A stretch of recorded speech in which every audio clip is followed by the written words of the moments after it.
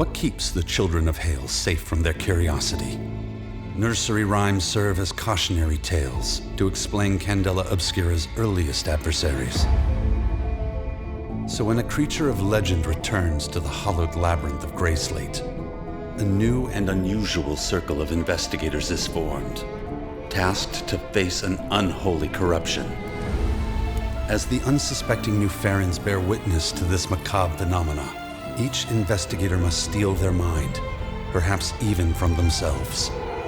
The Circle of Tide and Bone, assignment number 3158, The Antiquarian.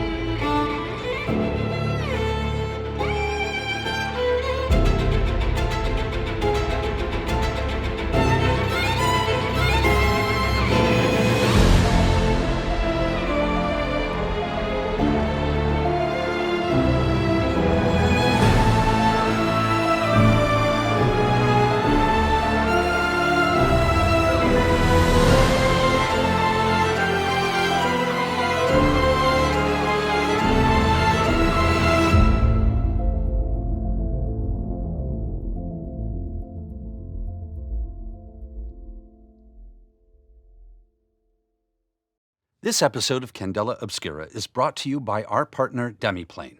Demiplane is the digital home of tabletop role-playing, helping players and game masters around the world craft immersive experiences, whether you're around the table or connecting from miles apart. Starting today, you can dive even deeper into the world of Candela Obscura on Demiplane's new Candela Obscura Nexus. It's more than a tool set. It's a gateway to create characters, start your next circle, discover artifacts, phenomena, and more. Lightkeepers, game masters, and players alike can discover the magic at CandelaObscuraNexus.com and stay with us for an exclusive peek into Candela Obscura Nexus during the break. The Candela Obscura Core Rulebook has arrived and is ready for you to dive into. Visit DarringtonPress.com/Candela to learn more.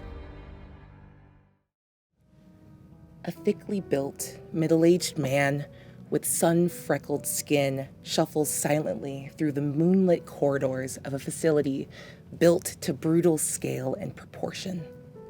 He's a study of white, in pristine cotton pajamas of a patient of the Gray Slate Sanatorium, matching his prematurely white hair. Silva Sarkis, at one time the pride of the Office of Unexplained Phenomena, swallows his fear and remembers himself and his training through the haze of his mind now that he's gone gray.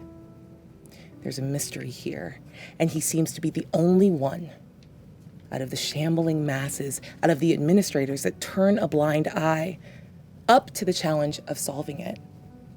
There's a sound as he moves, shuffling, the shifting of fabrics, something rhythmic that breaks through the silence of this terrible place. Following as fast as he dares, he reaches a dull gray wooden door slightly ajar. Inside, he sees a nun. He knows her name to be Sister Iyengar, and she seems to be slowly lowering herself across the lap of Director Greenvale. Director Greenvale's eyes are rolled back in ecstasy and expectation.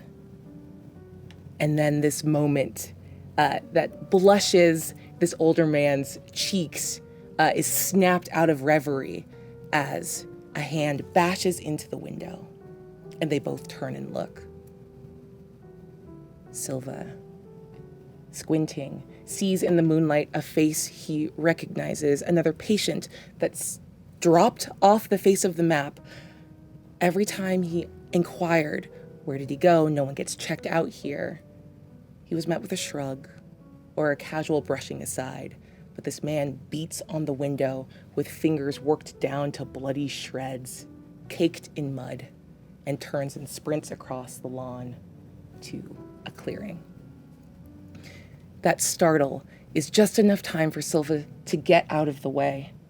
He hides in an alcove as both the nun and the director get up and run through the corridors and outside. Silva doesn't trust that he can remain unseen.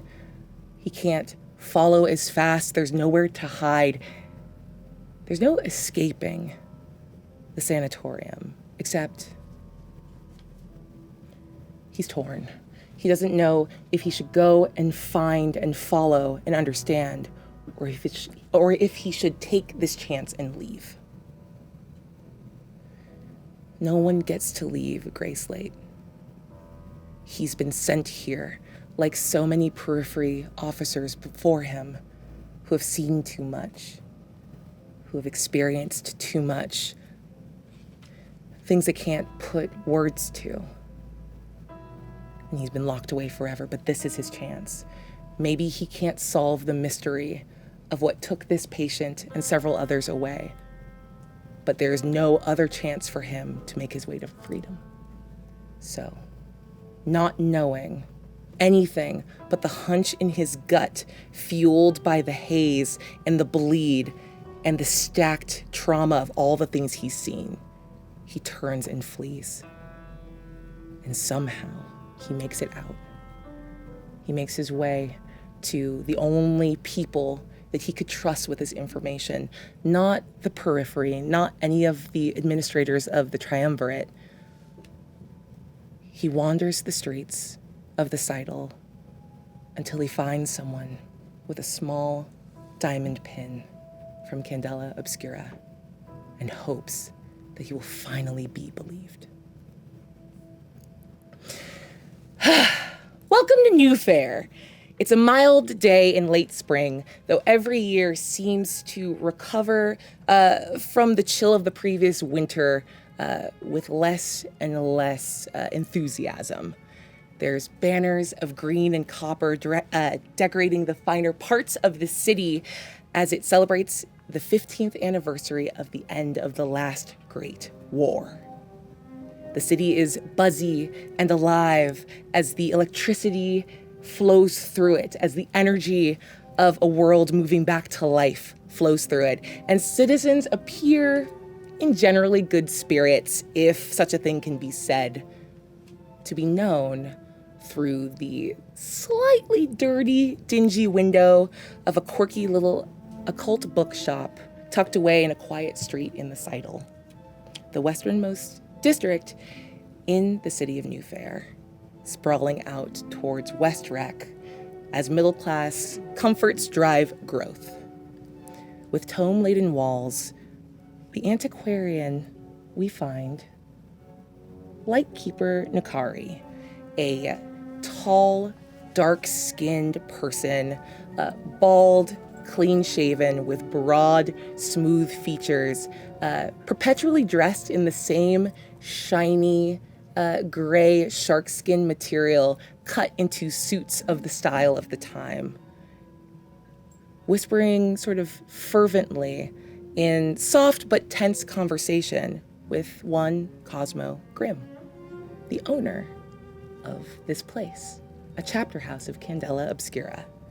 Liam, would you like to introduce yourself, please? Yes, of course. Tell us what we're looking at. Well, welcome to the Antiquarian, my bookshop that houses many fascinating tomes on the history of the region and occult subjects. My name is Cosmo Grimm. I'm 97 years old this year. I'm a thin, wiry old gentleman wearing a jacket of tweed that is a little large for me and a bow tie that is definitely too large, and I roll about the shop in a brass wheelchair. Spend any amount of time with me and you'll notice a small electrical engine attached to the back, but for the most part I wheel myself about with ease. This is my shop. I have been a part of Candela Obscura for many, many decades. I've passed on offers to retire to Lightkeeper status. I enjoy the field. I enjoy the hunt. I enjoy my own personal studies. And I enjoy my shop. As your conversation gets a little more pitched, I don't think it's until Nakari notices Eloise, another retired member of Candela, who instead of becoming a lightkeeper, decided to to have an easier life tending your shop and generally staying out of your way. She passes by a door and they look over and go, "Understood." And Nakari pulls up a chair and takes a seat across from you, still leaning in, still as keyed up as they were before. Cosmo. Yes. I've pushed this off as long as I could, but this is it. This is your last chance.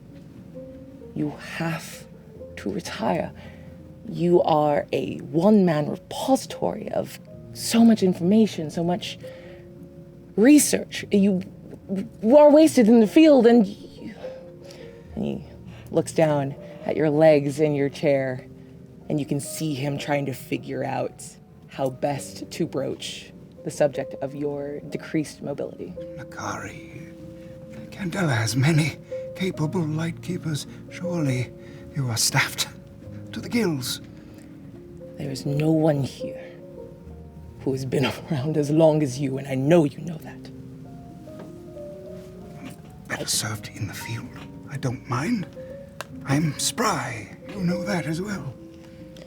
Your ability to have avoided harm for this many decades notwithstanding, you are too powerful an asset to lose, and I have pulled my last string on your behalf. So, you gave me some names weeks ago, the last time we had this fight, and it seems as though a new circle must be brought into being. I need you to understand. You've been searching for something for so long, and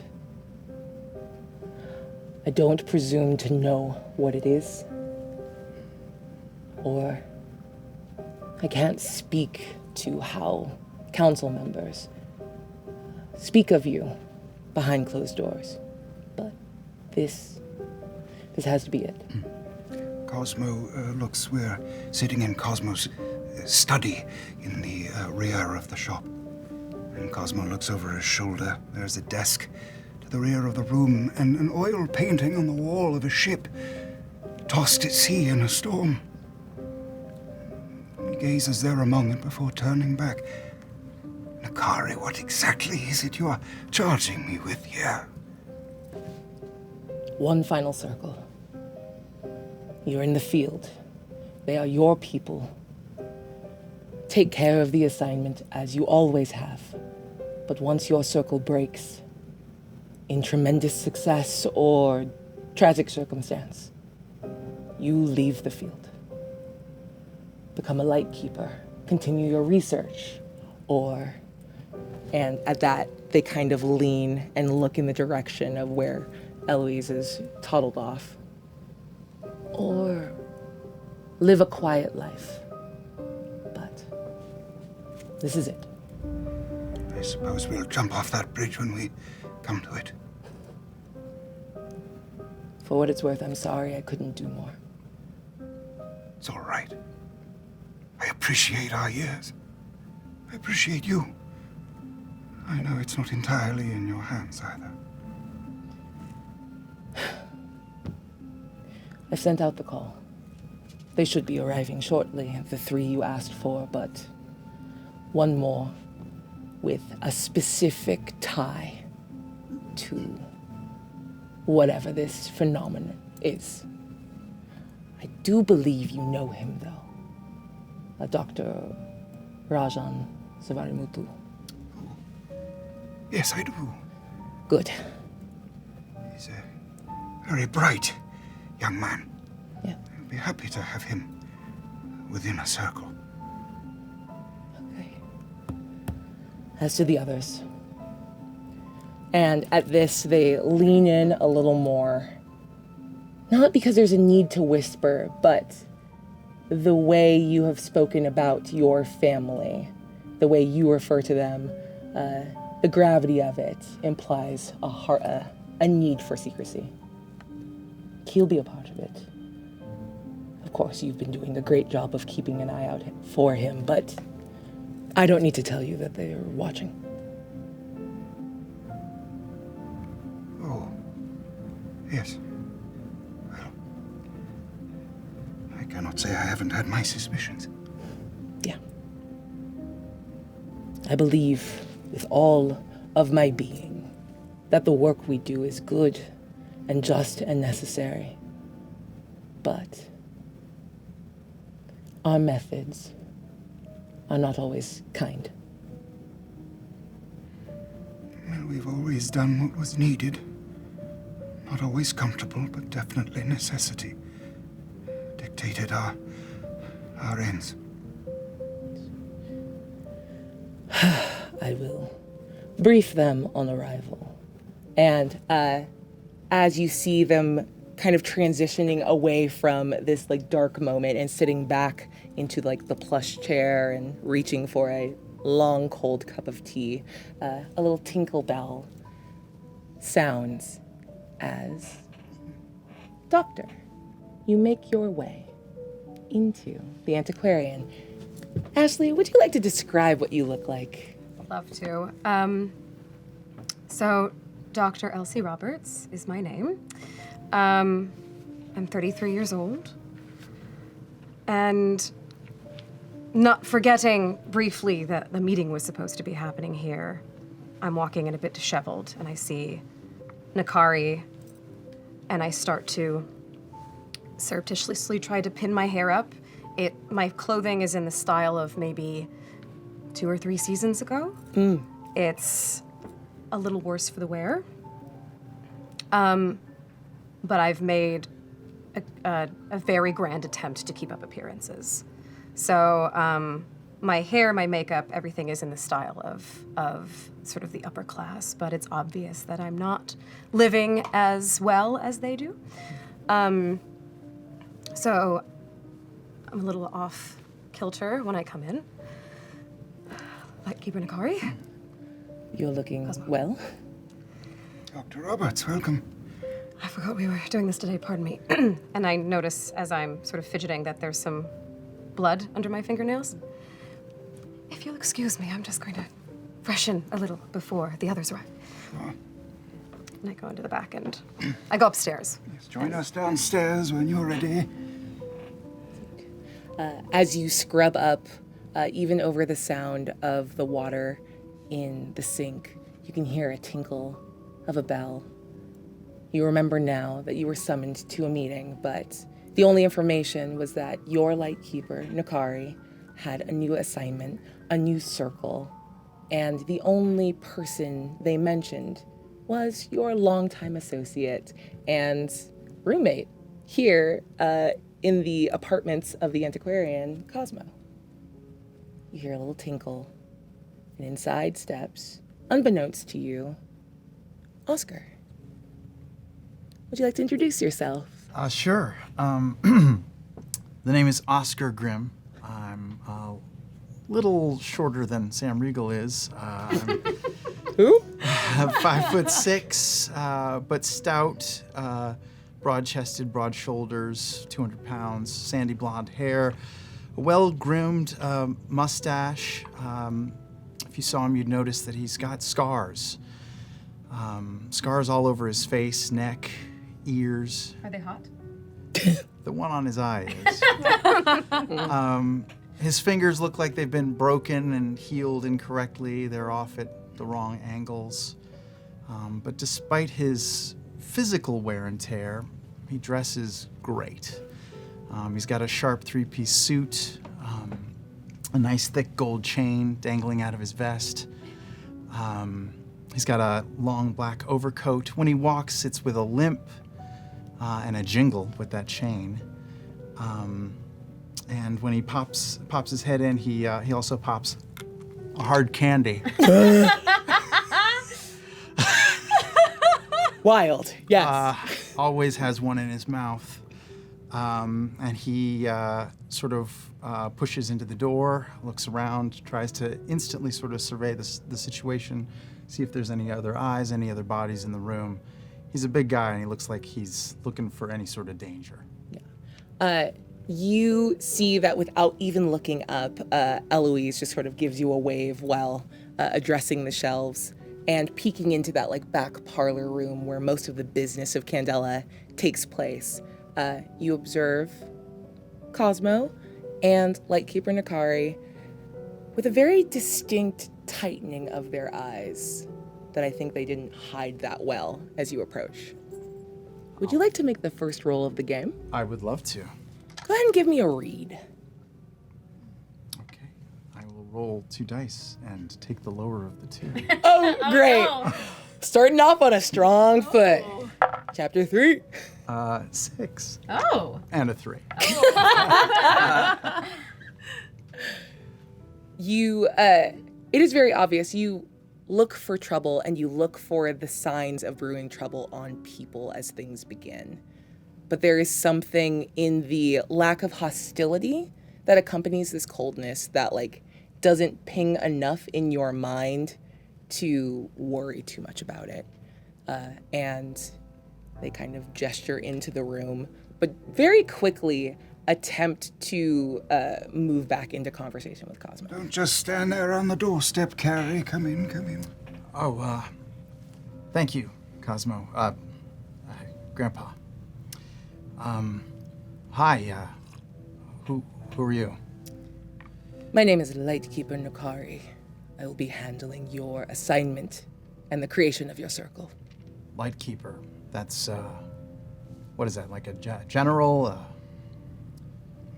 It's sergeant? a Lightkeeper. Oh, okay. It is what it is. I help you to shed light on the mysteries that you uncover and deal with.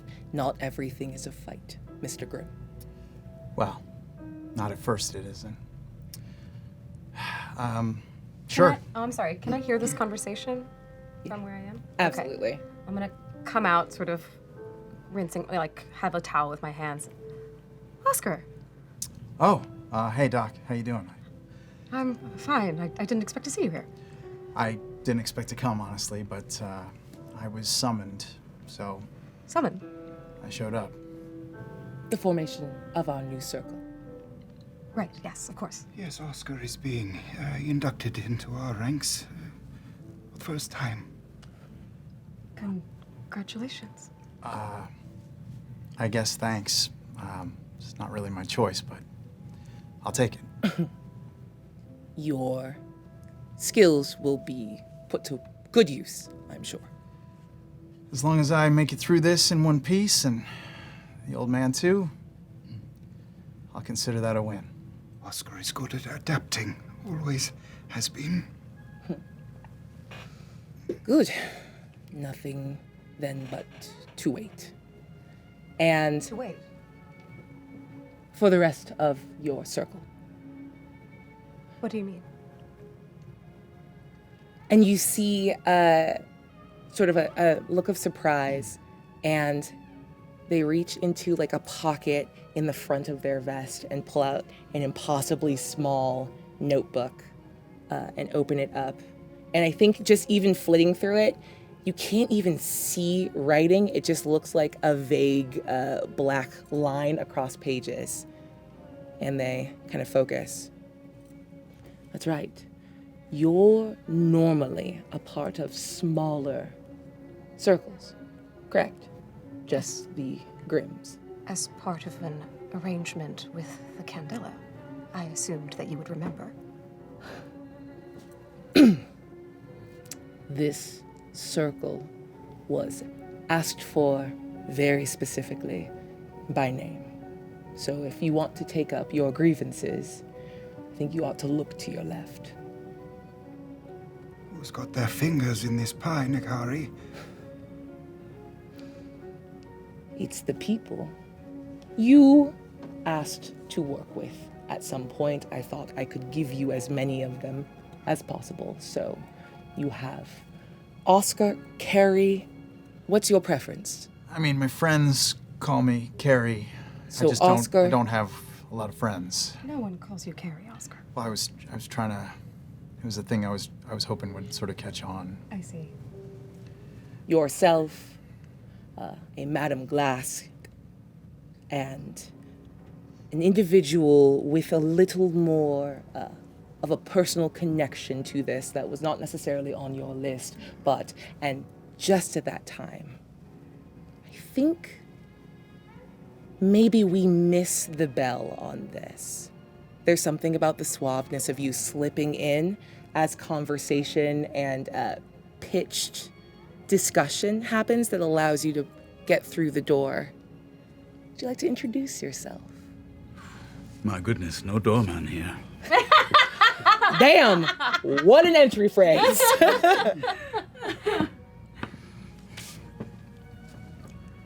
Gramps, it's very good to see you. Welcome. It's been a long time since... I'll see. Fancy meeting you here. What are you doing here?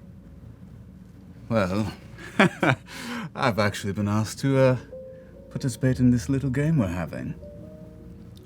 You know, I mean, I'm not usually a team player, but this was too exciting to turn down. I think we're all friendly here, Rajan. Oh, of course. Of course. Can I get a physical description? Rajan is almost 6 foot. Ooh. Probably the most glaring thing when you take his visage in is the scars running across one side of his face. The left side is covered in what look like runic tattoos. And he's always head to toe in finery.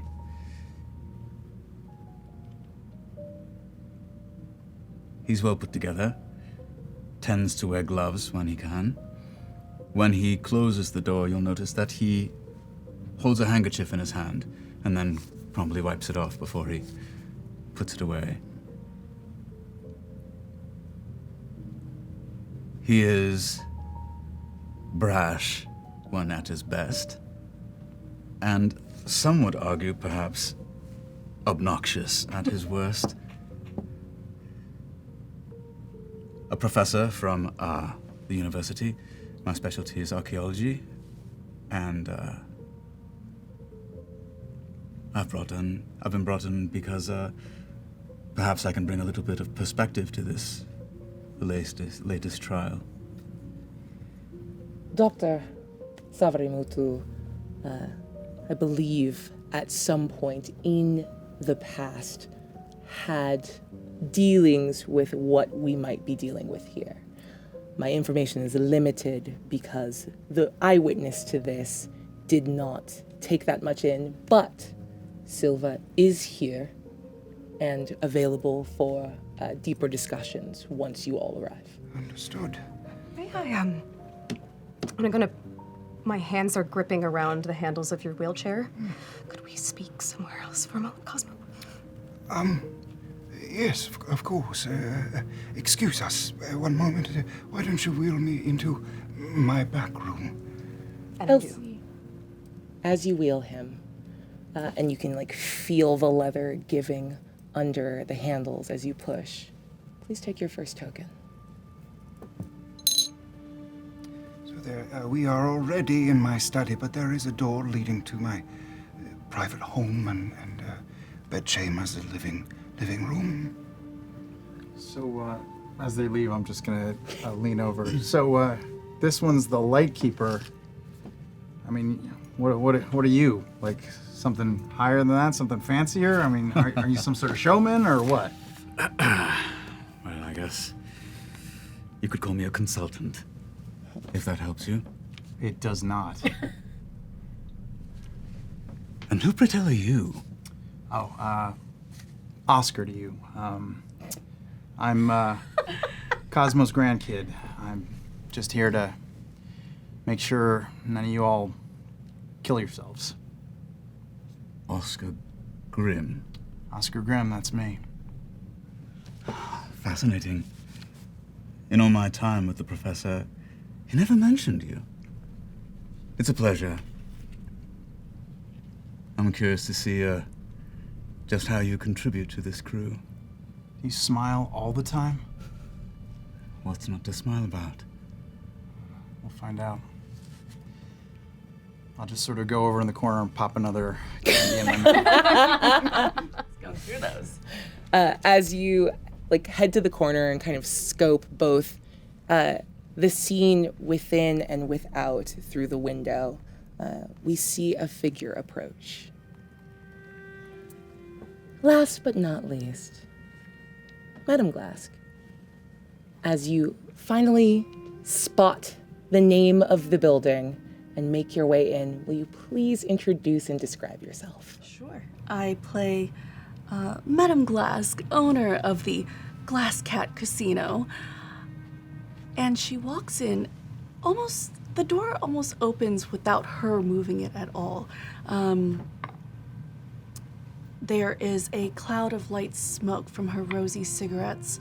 She stands at 5'7", adorned in jewels and fur. She smells like the most expensive, fragrant oils from across the seas. She walks in, takes her glasses off, and says, "God, it's the busiest day of the year. It's the anniversary. Happy anniversary. Oh! Oscar!" Yeah, hi, Madame Glask. It's nice to see you. I thought I told you to wait at the door. I was taking my personal day today. My grandpa called me to do some work, and so I thought I'd take the day off. I hope that's all right. I'm sorry. Fine, but let me know next time. Yeah. Speaking of, where is Cosmo? He's in the back with Doc, with Doc Roberts. Excellent. And Oh, don't even with this guy. I mean, yeah, it's The legendary Madame Glask. okay. It's such a pleasure to meet you. I've heard many great things. you've heard of me. How lovely. She hands out her hand to him. And you are? Professor Rajan Savrimutu. Professor. How lovely. Yeah. She takes off her fur. And when you look at her, you first see such luxury and all the finest things that money can buy, but you can also tell it's a little bit of overcompensation too. Not a single hair out of place, and she tries very hard to carry herself like an upper class, stands up very straight. But if you look closely, the threads come loose. She walks in, says, "I don't know why Cosmo would call me here on such a busy day. He knows this is when we make the most money." Apologies. And Nakari, who has been sitting sort of quietly and appraising both you upon your entry and some of the interactions here with a smirk. They're not doing any, they're not hiding it at all. Just, Mr. Grimm was operating on my orders. I will be your light keeper, and your circle, once a private conversation is finished, will be brought to attention, and I will get you all up to date. Let me just have a cup of tea. Eloise! And they try to summon Eloise, who just walks in the door and shakes her head just a little bit. And Nakari for all of their like sort of suaveness and composure, just immediately gets up. I'm gonna make tea. I'll do it because I like making tea in a kitchen that I know where that is. And Eloise gives him just another dirty look as she goes by, and he sweeps out of the room to go find a way to provide refreshments for you. And we'll move slowly into the back chambers. Elsie, dear, I can feel your discomfort wafting off of you from across the room. What is the matter, child? I didn't think that I would need to remind you, Cosmo, of my condition. There's a reason. The circles have been small, you know that. I was not prepared for this meeting. I had no forewarning. Elsie, I apologize, but everyone here I have worked with personally, I can vouch for their expertise and their professionalism. I trust them. All of them, I trust. Do you trust what they would do if they saw me? I can't do this. Please take another token. You need to talk to the Lightkeeper. Take me off this assignment. Dear. You can do it without me. Dear, I have a confession. Before you arrived, I was just informed this may be my last circle. I don't really have any say in the matter, I think. And it's been coming a long time. I've seen it coming down the road a long while now. I hear you. But I also have faith in you, dear. And if this is to be my last go of it, I could really use you here, child. You've always, for all your challenges, been a steadying presence to me.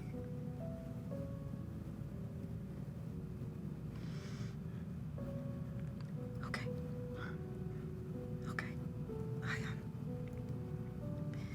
Just please try to help keep me calm, especially around Raj. I have always sensed a little bit of something in the air between you two, but I never wanted to pry. We have a history. Well, I've worked with the young man a number of times myself, and he's always been buttoned up and on point, and I don't know, you, the both of you, each in your own way, are like children to me. He's a good boy. And you are a fine doctor, and I have no doubt that we will pull together, as circles do, as circles must.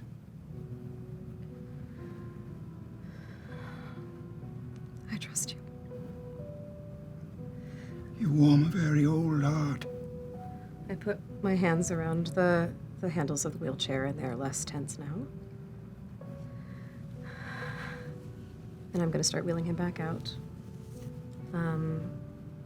And say, as we go, speaking of being a fine doctor, you've been avoiding your physical. And then take him into the main room.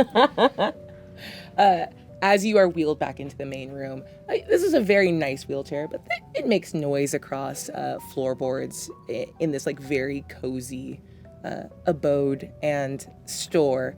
And you see Nakari immediately pop their head back in, and they rejoin you. Hands empty. I didn't find anything, but perhaps it's just better to begin. Oh, Godot. Come here, boy. Lad, come here.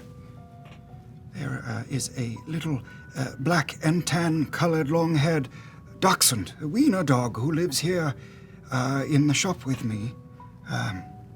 And he's... I'll get him. I'll get him. Yes. And I cross over, being very, very deliberately not looking at Raj, and pick up the dog and bring him to you. No, you hold him. Give her. She needs a friend. Oh, he's already just all over your face and aiming for your mouth. Good boy, Godot. I go over to Cosmo. Cosmo, my dear. It's been weeks since you've been by. Madam Glask, I am used to visiting you at your establishment.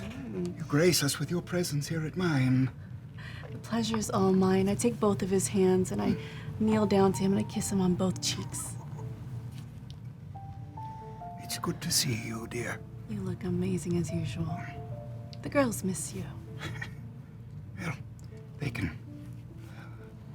beat me at cards again next week, perhaps. Quite a crew you've assembled, Nakari. Perhaps we should get to the point. Yeah, like, you said we're becoming a circle? What is this? You're gonna pass out bowls of goat blood to drink or something? Oscar, just look and listen. Boy, look and listen. A circle is an important and sacred thing. You will be the circle of tide and bone, and in this moment you are bound together to solve this assignment, to help each other, until such a time as your circle dissolves under good or bad circumstances. I will admit, loath though I may be, that I must apologize. This assignment is not like the ones I am normally entrusted to assign. And Nakari moves through the story of an officer, an investigator, and a hunch. And just a gut feeling that something is wrong without proof. And in that, I think there's a little apologetic look in your direction to communicate that this was the flimsiest of circumstances that they could provide in order to get the people you need together, in order for you to do whatever you need to do to put your research and your life's work at rest.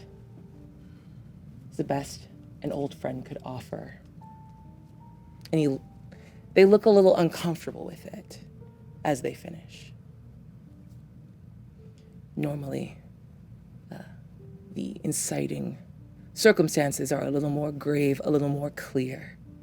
But Silva Sarkis, this officer, is here and under Candela Obscura's care and protection until such time as we can determine the validity of his concerns. So he is hidden until you report back as to the nature of whatever might be happening at the sanatorium, and is available to you, though I'm not sure how much information you'll get. And they gesture back, and back past you have your back rooms, and then off to the side, because this is a bookstore and a little bit of an apartment, very multi-use building in the center of a part of town that sprawls out and becomes a little more singular in building type. There is a little garden, and you see sitting amongst some slightly wilted ivy at a little solid cast iron picnic table, garden table, sits a very nervous man in white pajamas, sort of rocking back and forth, looking around. Well, if you have any other questions about the nature of your circle or your work with Candela, I will remit you to the care of your grandfather. I think I get it. We go out there, beat this guy up, see what he knows, sort of shake him down and follow his leads, I guess. We normally start with conversation, Oscar. Okay. Normally. Sure, that'll work too. I leave it to you. And I wish you all the best of luck. And with that, Nakari stands and sort of dusts off their suit and puts on their jacket and sweeps out the front door and to parts unknown to handle other assignments, other phenomena. And you are left to the quiet of your room and your interviewee outside. Cosmo goes 1,000-yard stare for a moment and just looks back at 7 or 8 decades of work in Candela, and the things I've seen and the places I've been. And I stick for a moment on how simple and perfunctory the end appears to be. Well, shall we pick apart this knot and see what we're dealing with? Oh, we shouldn't pick him apart. He's been through hell. How about I try to calm him down first? That is one of your specialties. Yes. Madame Glass walks towards the garden outside and sits next to him and gently puts a hand on his shoulder. Oh. You look troubled. As you approach, his eyes immediately lock on you, and though there's no move to move away, like he's not frightened, but he's skittish. And the moment you reach out a hand, you get that like very subtle withdrawal. You can put your hand on his shoulder, but it's very clear that he is still in a place of agitation where guarding his space feels important to him. Madame Glass pulls her hands back. She's very familiar with how to deal with people and their troubles. And she says, "Oh, of course," and sits next to him. I understand that you need our help. You're with them? As of today, I suppose so, yes. But I wanted to... You're new. I'm sorry. You're new. You're not normal. You're not you're new to Candela. You don't do this. They don't believe me. No. Oh, no. No, I'm wearing a ball gown. It's the morning. Oh, God. I don't own many daytime clothing. Date? And you just see he kind of looks down at his wrinkly pajamas. I will myself out, I assure you, Mr. Sarkis. Members of Candela come in all shapes and sizes, and just because you're not familiar with Ms. Glask does not mean she hasn't been a part of our explorations for some time. I assure you, I am a very good old friend of Cosmo, and you can put your trust in me. Can I see this happening even if I'm not there? Yeah. Okay. I'd like to just sort of watch him as they're talking to him and see if I can pick up if there's anything psychological or arcane going on with him as he speaks. Yeah. Let's get a roll about it. If you are looking for just sort of the nature, like the very like mundane nature of his distress, go ahead and give me, let's call it focus. A focus roll. But if you're trying to see if there is something like very specifically magically wrong with him or interacting with him, go ahead and give me a sense roll. Try a sense. Yeah. Let's go. It's gonna be so good. I failed. He's a guy. He's a guy. You lean in and you begin to focus on sort of scanning him with doctor's eyes that even with your time with the occult, with your time with Candela, it still all begins with that scan, looking for the first thing wrong so you can build a pattern, so you can make a diagnosis. And the more you lean in, the more you search him, you don't really notice it. But There's something about him, something that he's seen. I need you to take a bleed token Oh, shit. as something you can't quite clock Okay. is awry with him. Oh dear. Baby's first bleed. Baby's first bleed, welcome! It hurts. Mr. Sarkis, our party is gathered. I suggest we call them all out into the garden so you don't have to repeat yourself. Yes, I will. Oscar! Huh? Boy! Bring the...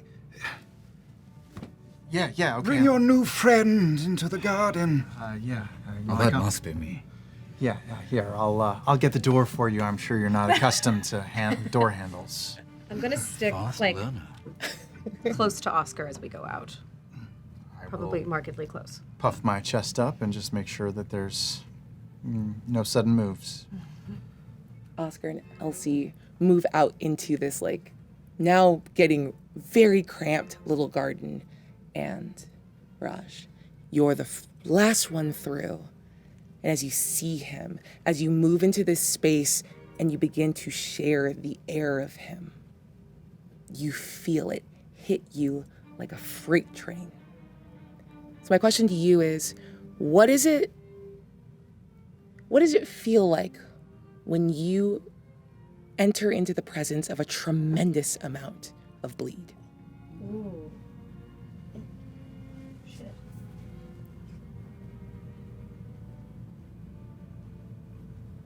Like being in the middle of a gale, or the beat of 1,000 wings.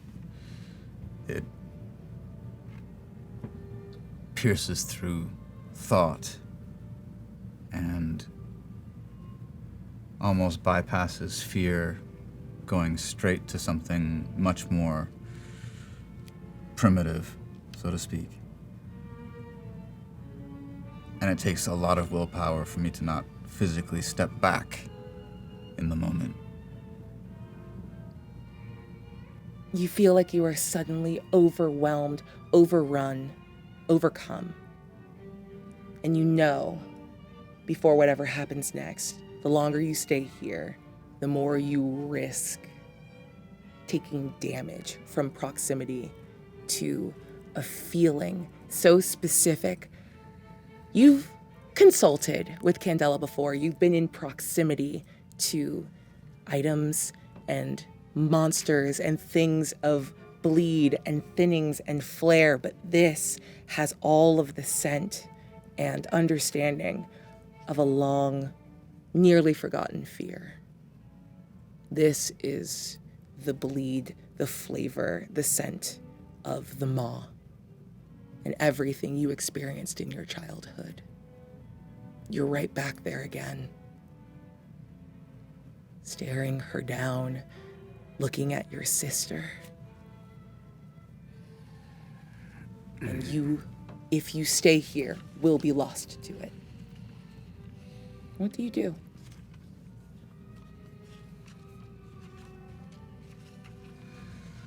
We need answers, and we need them quickly. Dr. Savarimutu, you are looking a little peaked. I'm fine. Can I tell that he's not fine? That's not a roll. He's not fine. Rajan? Do you need to step inside?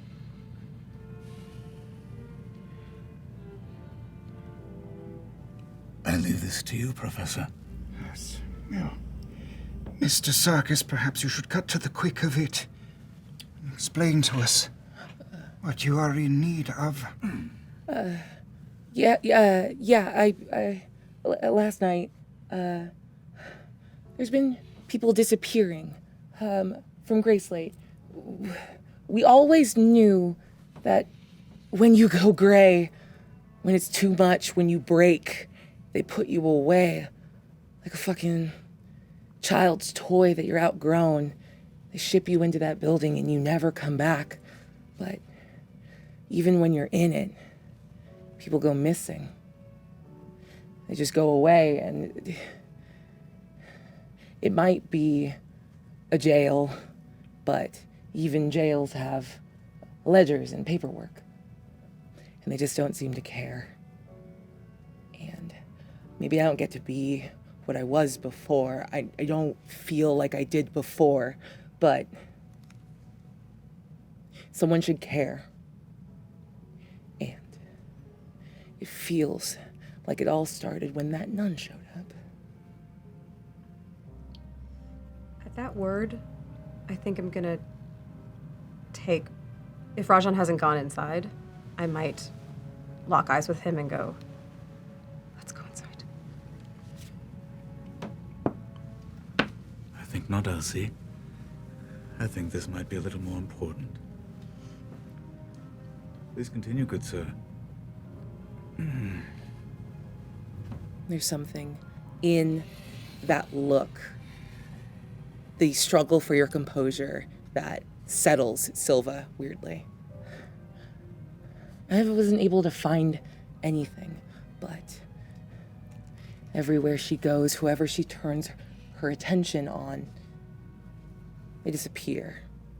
And every time I ask a director or any of the orderlies there, I'm brushed off, treated like I'm making a big deal out of nothing. If I'm crazy, then just, I'm not crazy. I'm not. Perhaps you could help us with specifics. Who is the clergywoman you are referring to? She introduced herself as Sister Iyengar. She's beautiful. The most beautiful woman you've ever seen. It's eerie. It pulls you in. You hunger for her. You're not crazy. I'm not crazy. You've seen her too. Yes. We've crossed paths before. I'm not crazy. There's just something wrong with it. Wherever she goes, they disappear and no one cares. And then I saw them that night. Her on the director, and I'm a married man. So it's not easy for me to admit what I thought, things that I thought about when I first saw it, but even through the lust, the wrongness of it, you can't put that away. You feel it in you, even as all the other emotions, all the other urges hit. And then a patient, Johnny, I don't even know his last name, he was banging on the window. His hands were ripped up. He led them away. And maybe it was the wrong thing. Maybe I should have tried to follow, but I didn't think I could safely. And I thought if I could get here, if I could find any of you, you could do something. You could find something. You would hear me and believe me. There's something happening. I was good at my job. And then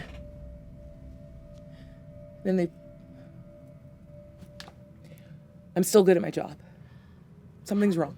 How did you escape? Perhaps there's a way for us to get in through where you left.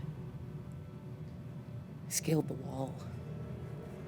Normally you have to pass the director's office, and she doesn't seem to sleep.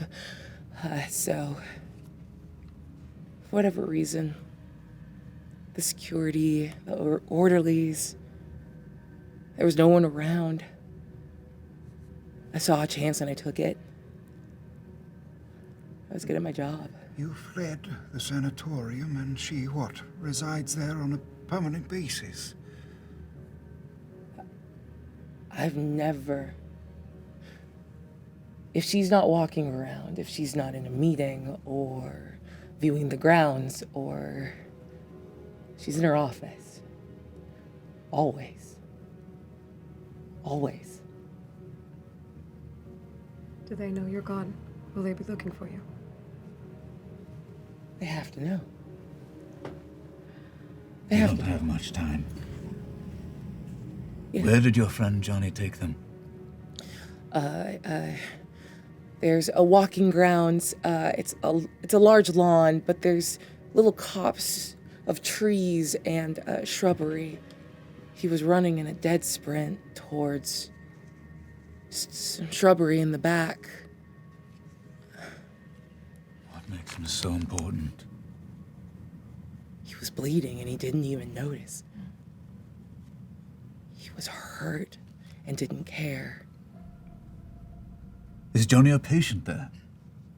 Yeah. Yeah.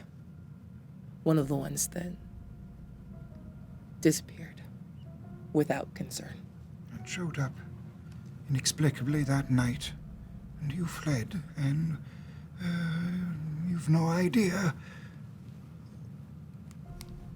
where they ended up that night. I had a choice. Understand or report. And I'm an officer. I understand authority and structures. I knew if I could just make someone understand, you could go. If I go back, I'll never leave. After listening to this gentleman for several minutes, I'm wondering, does he seem to me confused or like he is omitting anything in his story? Are you using mundane or magical means? Mundane. I'm using my bullshit detector. Go ahead and give me a read roll. Yeah, we'll burn a drive. Ooh. This is gilded. Here we go. Not on the gilded, but that is a 6. A success. With a 6. You see that the problem with him isn't anything to do with omission. It's just the thinness. He came to you with an instinct, a gut feeling that nothing was wrong, and that this is a person, you don't really have a sense of how long he's been locked away in the sanatorium, but this is a person that's been convinced steadily over time that his instincts are wrong. And this is a person that lived by his instincts, hunches, solve cases. The OUP is a lot like Candela. They deal with, they're the part of the periphery here in the city that engages with magical phenomena, much in the same way that you are about finding, cataloging, suppressing, and moving forward. This is the part of the periphery, the police state here, that will do whatever it takes to protect the populace from magical problems. And the relationship between Candela and them is occasionally amicable, but mostly they try to beat you to the punch so they can take credit for all of these going-ons. Candela will sort of take control of something and hide it and not necessarily share information with the public, but anything that gets through this office to the periphery gets to the triumvirate and becomes more information for the government to understand, to control, to weaponize. Understood. And this gentleman, while a bit in a spin, does not seem muddled in his story. Not at all. And has absolute conviction in it. 100%. Yes. He seems bolstered by the strong reaction with Rajan. Someone understands. Even that little bit of confirmation is enough. You see him returning to himself in real time. A question. Yeah. I'm a blood and guts doctor, but is there anything that I've done since I've been with Candela that might help someone that, can I feel that I took a point of bleed, basically, that this guy might need some help? Do I have anything that helps with that, or am I just your standard issue GP?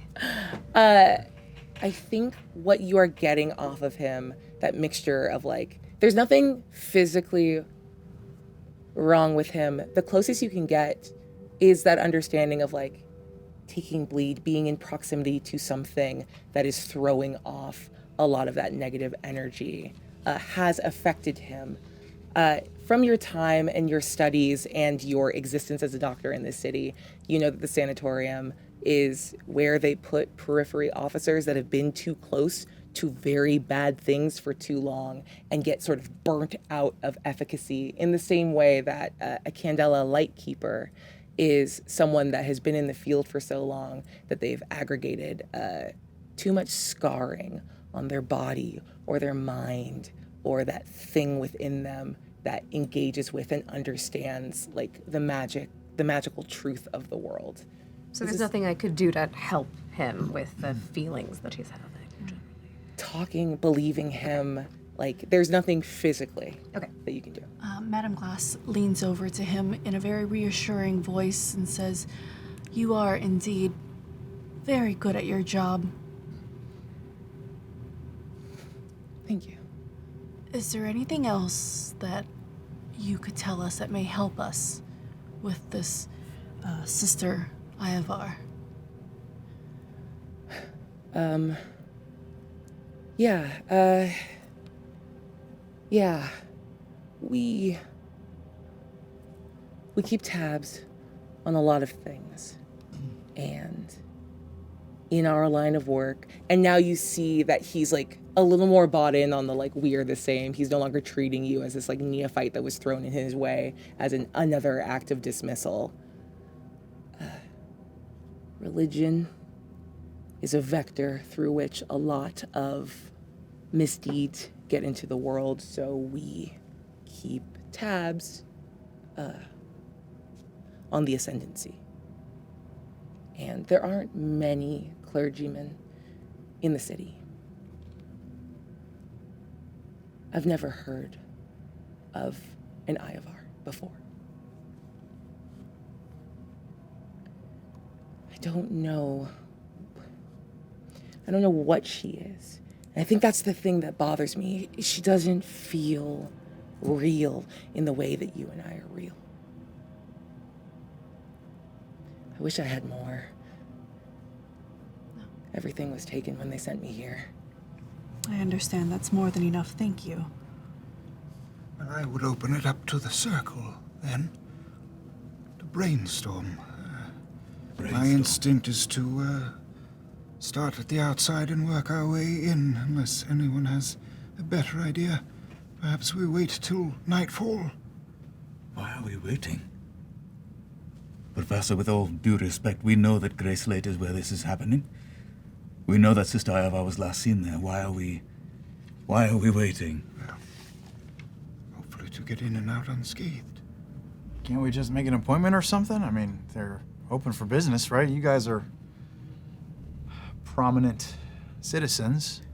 I'm just curious to see if there is anything left on the premises from your associate who fled before charging into the maw of the beast. The stories about the sanatorium is that they don't let people out. No, they can let people in, right? To visit. There's something really wrong going on there. We don't want to just rush in. What do you think, Rajan? Should we be charging up to the door and making an appointment with his sister? You Rajan. seem like that might be a bad idea. Rajan, you feel the eyes of this circle turn to you. But in this moment, you didn't hear any word after Ma. And you fall into yourself. You're gonna take a bleed for remaining here as a poor reward for your bravery. And you think back. You were so young. No one would blame you for the things that happened. Your sister. After your mother went, after something inside of her broke, Adika, she was lost to you. She was lost to your family. And how could you blame her? You were grieving. So then when a beautiful nun, Rahema, appeared, offered you Solace offered you hope. You and your father and the broken family that you were left with took it as a blessing, as a boon. And over time, she flourished. And you thought it was going so well. You feel yourself jumping through time, feeling that hope that maybe you could get back to a place where your family could feel okay, could feel good again. Then you get to that night, and you followed across the city to the dingiest, darkest part of town, and you saw her there on her hands and knees, feverishly digging down, deep into the ground. And she looked up at you. And for a while, you didn't see your sister. You saw something ravenous and enraptured. You saw Rahenna and everything that came after. She turned into something monstrous, something fierce. She attacked you. She hurt you. And in a moment, you did your best to save yourself. A poem, a nursery rhyme drilled into you by your mother, whose shape, the lack of her, shattered your family. And you thought, I have the words to drive back this monster, like they do in a fairy tale. And a slip of the word, and you saved only yourself. And your sister was lost to a thing that you understand, even as it hit and cleaved deeply between muscle and bone till you could feel it scratch lung, heart, the very core of you. The maw, a monster, hiding behind a beautiful face. She's taken your sister and left you like whatever you are now. But she's back, which means hope is back. So you accept the bleed greedily. Because if you are built for anything, it's this. And you come back to yourself.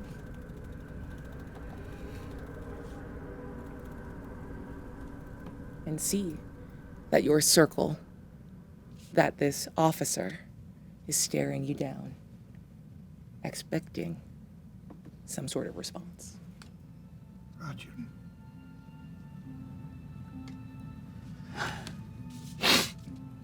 I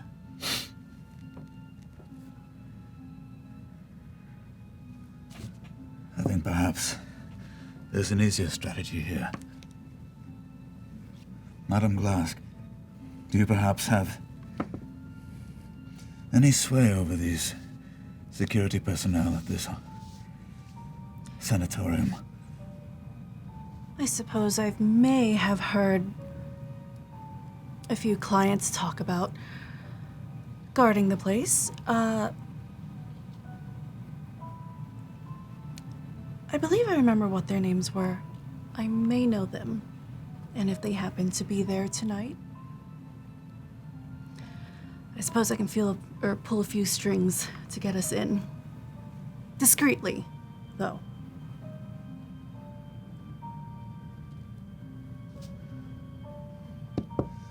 If not, greed is always a powerful motivator. Either way, I think we have our in. Right. What will you do with yourself? If I show my face, they'll find me. The periphery, I was put away. So, Glask, you're known for your secrecy. Maybe we should take this gentleman there. I think perhaps Nakari might be a good resource here. The collateral damage, if they come after Sarkis, is high. I have other information about what my office has been working on. I think I can make a deal, barter for safe passage out of the city, or...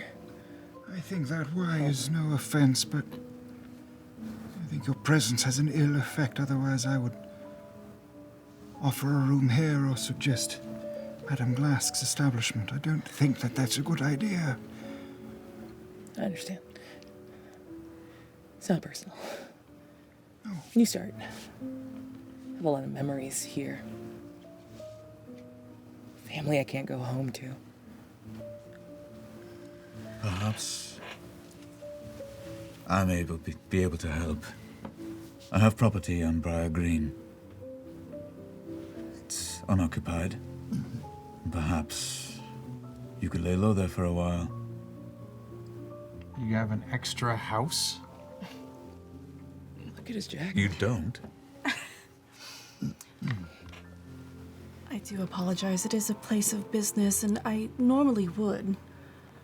Especially if Cosmo asks, but I can't risk it, I think. Yeah, no, I understand. You're all being very, very kind. I appreciate that you believe me at all. I hope you find something. I hope you help them figure out whatever's going on, but you believed me, and that feels really good. So. Rajan takes a hand out of his jacket pocket, gloved, and gently takes Mr. Sarkis's hand and rubs with his thumb very soothingly across the top. You'll be well taken care of. I promise you that. You feel even in that, and it's very apparent to everyone here, that even in that act of like tenderness and gentleness, there is almost a sting that you would recognize as someone else resonating at that frequency of proximity to the maw and the sort of collateral damage from when you get too close. But kind of shrugs through it. I'm waiting to see if the scarlet I've smeared across the back of his hand has taken effect. Oh. Why don't you give me a hide roll to see... Let's just see how effective you are. You're a slick son of a bitch. Yeah! I'm going to add 2 drive. Okay. I will say the stakes aren't necessarily high here, but this will be less about hiding this from Sarkis, who's leaned in and locked in, and more about the people here.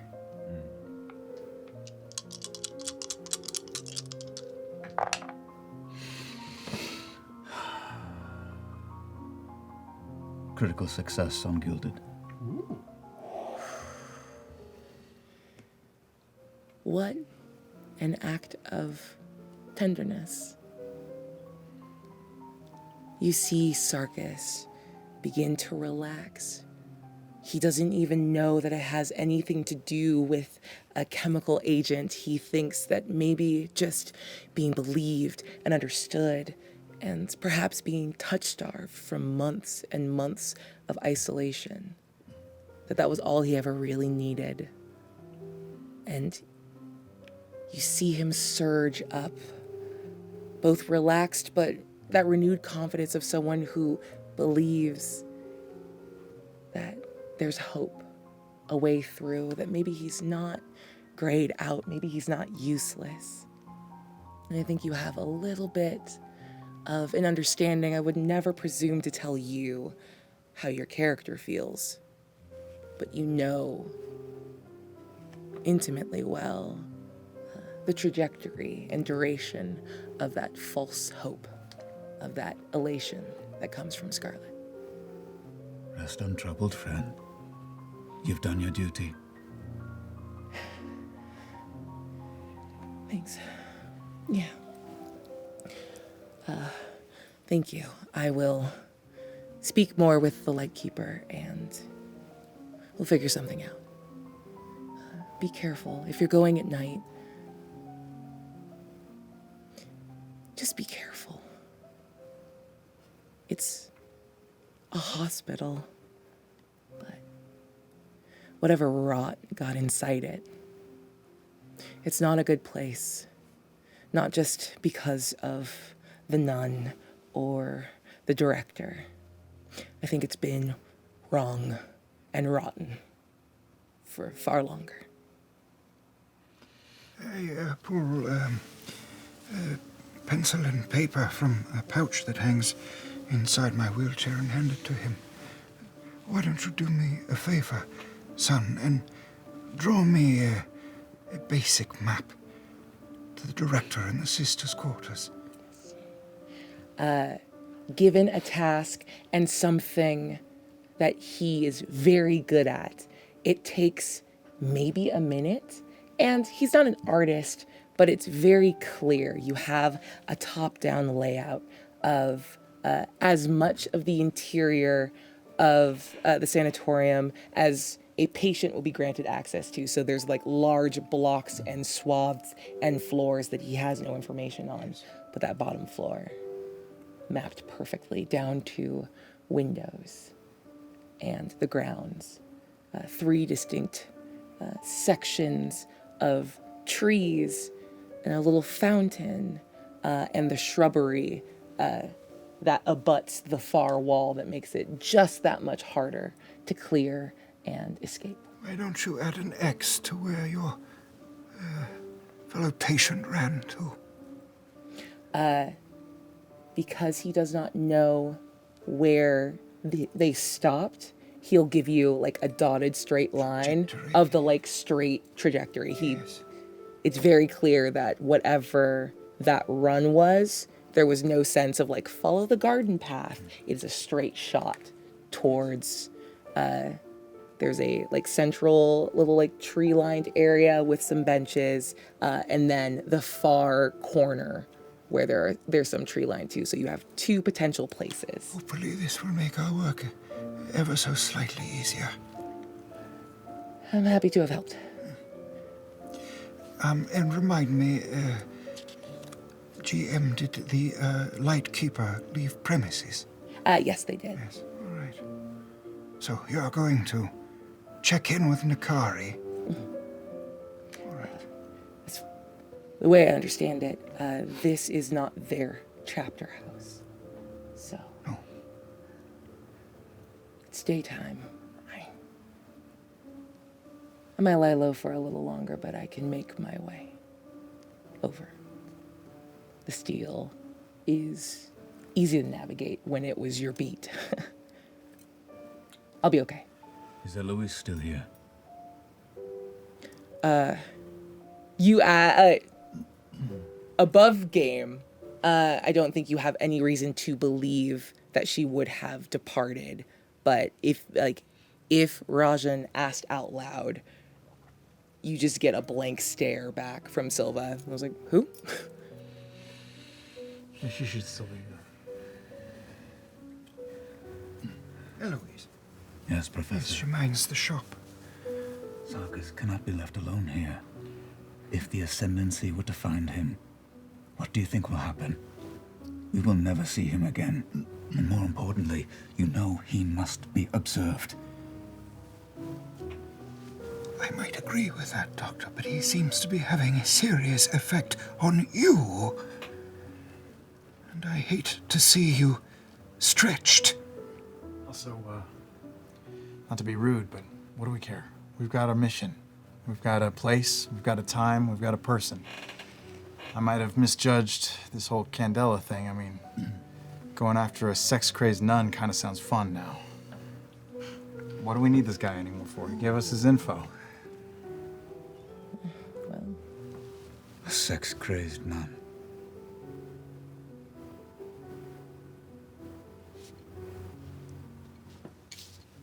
Maybe you're right, Oscar. Maybe it's not such a big deal after all. Can I see? I don't want to know. I know that I wouldn't have noticed what he smeared on Silva. Mm. But I want to see if I can notice traces of scarlet use on Raja as he's speaking. Oh. Go ahead and give me a read roll. Could be a focus. Yeah, you know what? Go ahead and make it a focus roll. Love that. Love that. And I'm going to spend a drive because I'll use a gilded. I have a gilded baby in here. That is a mixed success. There is something to his sort of pallor and presentation, exacerbated by whatever you saw him sort of like fall into as he's been out here in proximity with this man. Scarlet could explain it, but there's a lot of reasons that someone could look this way, look this drawn. You feel it inside of you too, that wrongness, something scratching into you because of your proximity to this person. So And Scarlet is a drug? Scarlet is like the predominant drug here. Okay. And has lots of different ways it pops up. It's often mixed into alcohol and uses for social things, but yeah, across the I'll board. tell you, Rajan, I was primarily concerned for you, son. But I want the machine that is this circle to be well oiled if you would feel more comfortable with him taking one of the rooms upstairs until Eloise can get word. To Nakari, I can abide by that. Would that ease your mind? Yes, Professor, thank you. It's much appreciated. We are all friends here, son. We are friends. And with that, with a sort of understanding of the when and the how of it, plans to sneak out tonight to broach the grounds, to find for yourself. We're going to cut as you wait out the day.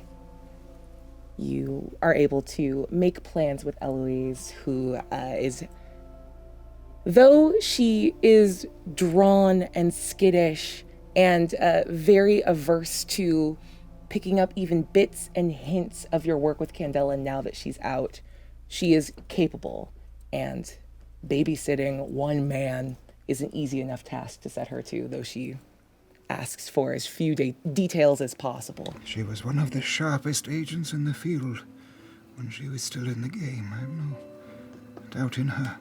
Yeah. Before we fast forward to Yeah. Raj, could I have a scene with Raj? Love it. Go ahead and paint me a picture. I'll follow up afterward. So I think at this point that Silka has been Yeah. escorted swept off upstairs. and away. Yeah. And I'm just going to find a moment when Raj is alone and approach him. Yeah. You have hours until night falls. Raj? I'll see.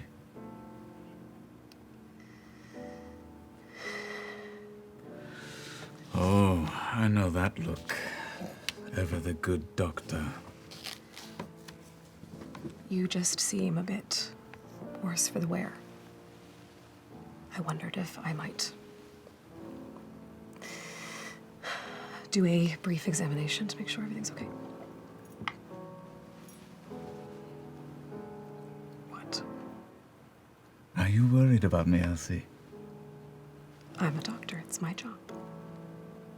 Yes.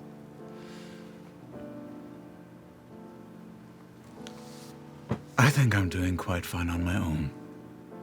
But I promise, I will be a very good patient. And if I need you, I'll come running. Doing fine on your own, and yet you joined this group. How long have you been tracking this?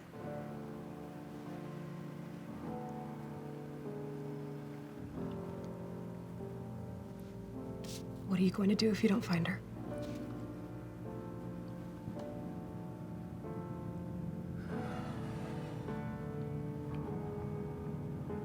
Ever full of doubts, Elsie.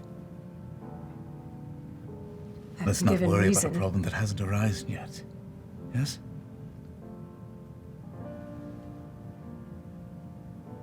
I don't need you looking after me right now. Did you know I was going to be here? Complete surprise.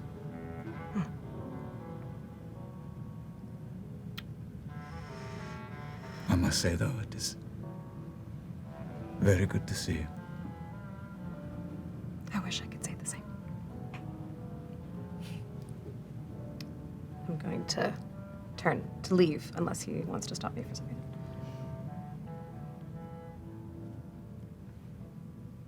He lets you leave.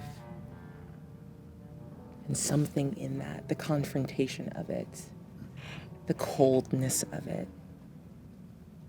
Take another token. On second thought, no. Hug her and tell her whatever's happening is fun. Is there anything else you want to do before we get to the sanatorium? I'll just walk over Yeah. to wherever he is. I'm in my study. Close the door. Oh, I had to... Okay, sure. You find me with my back to you and Godot in my lap, staring at the painting on the wall behind my desk. Piles of books and charts everywhere. Sketches of strange, old Fairen architecture. Symbols you can't read. You look well, boy. Like you always do, you look well. I feel fine, yeah. How about you? I mean, you know, you don't have to do this anymore. I'm sure you've been told Don't enough, I? but... Your time inside wasn't too harsh, I hope. I mean, prison's a lot like every day. Same routine, just smaller walls, fewer windows. I would have been fine. You didn't have to pull strings and bust me out. I would have been fine. Well, old habits and all that. Yeah, you're always taking care of me, and I appreciate it. I think it should be the other way around. Listen to me. Believe it or not, I am glad to have you close. I am trepidatious. I don't know what to make of Dr. Savarimutu and this man's coincidental overlap. I don't know what that means. But I do know that there will be eyes on us, Oscar. He hasn't looked at you once this whole time and finally turns. There will be eyes on you. I can take it.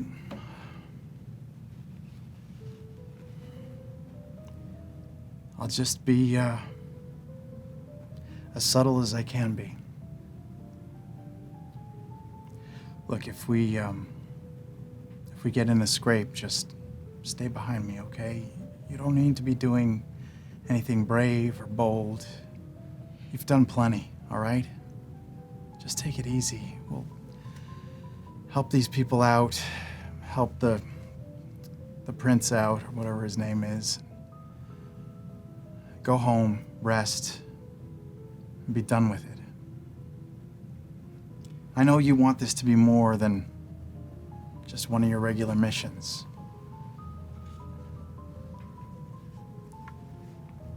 But I've stopped trying.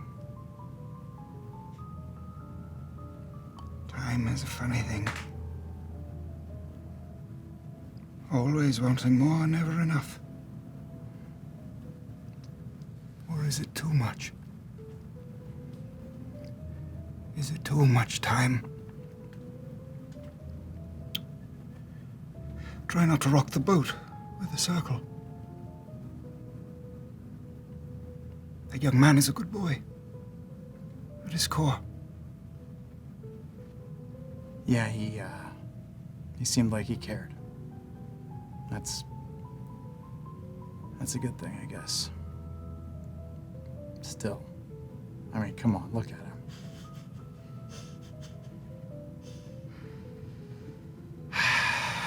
I'll do my best, all right, Cosmo? Well, not all of us have paid baseball down by the docks.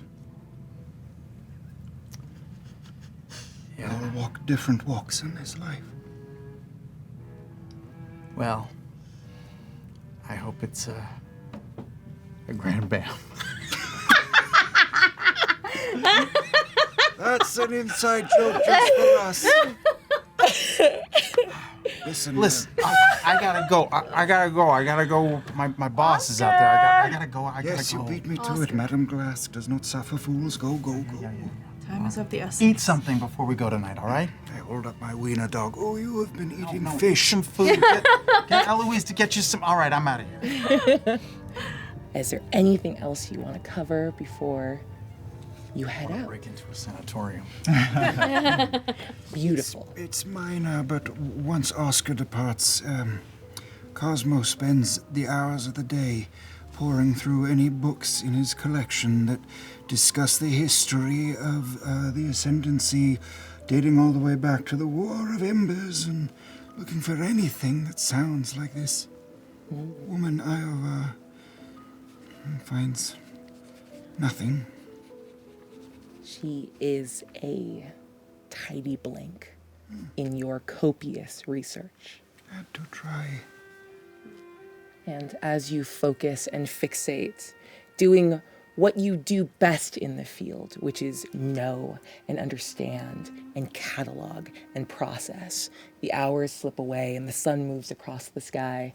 And at some point you look up and night has settled over the Seidel and over Newfaire, and it's time to go. The witching hour. And we'll get to that after our break. Woo! We'll see you in a bit. No circle should be without Candela Obscura Nexus, your investigator's official digital passport to the intricate tales of Candela Obscura. Journey through the annals of the Fairlands wherever you are with Demiplane's digital reader. Need answers now? Quickly reference actions, specialties, gear, organizations, rules, phenomena, and more all at a glance. When you're ready to step into the role of an investigator, getting started is effortless with the character builder on Candela Obscura Nexus. As your own mysteries unfold, keep track of your journey on the digital character sheet, journal, circle sheet, relationship tracker, and more. While your investigator's story may stretch between the darkness and the divine, Demiplane bridges the gap, providing novices and veterans a streamlined path to explore, decipher, and uncover Candela Obscura's mysteries. You can begin exploring for free at CandelaObscuraNexus.com. Thank you, Demiplane, the digital home and partner for Candela Obscura, for sponsoring this episode.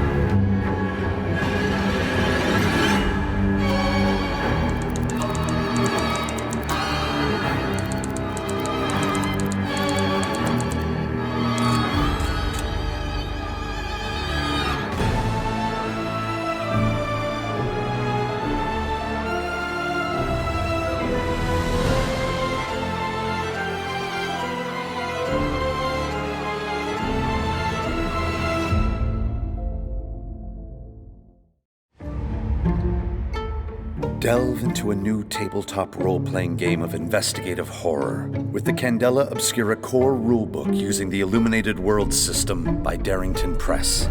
Roam the turn-of-the-century-inspired setting of the Fairlands, including the bustling city of Newfaire and the ancient ruins of Old Fair below.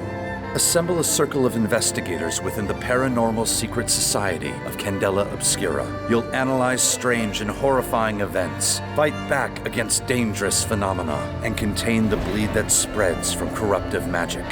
Choose from 10 custom character sheets to empower your investigations and explorations. Use tactical intuition and brawn with the soldier specialty. Use your charm with finesse and flair as the magician specialty, or study and practice mystical arts as an occultist.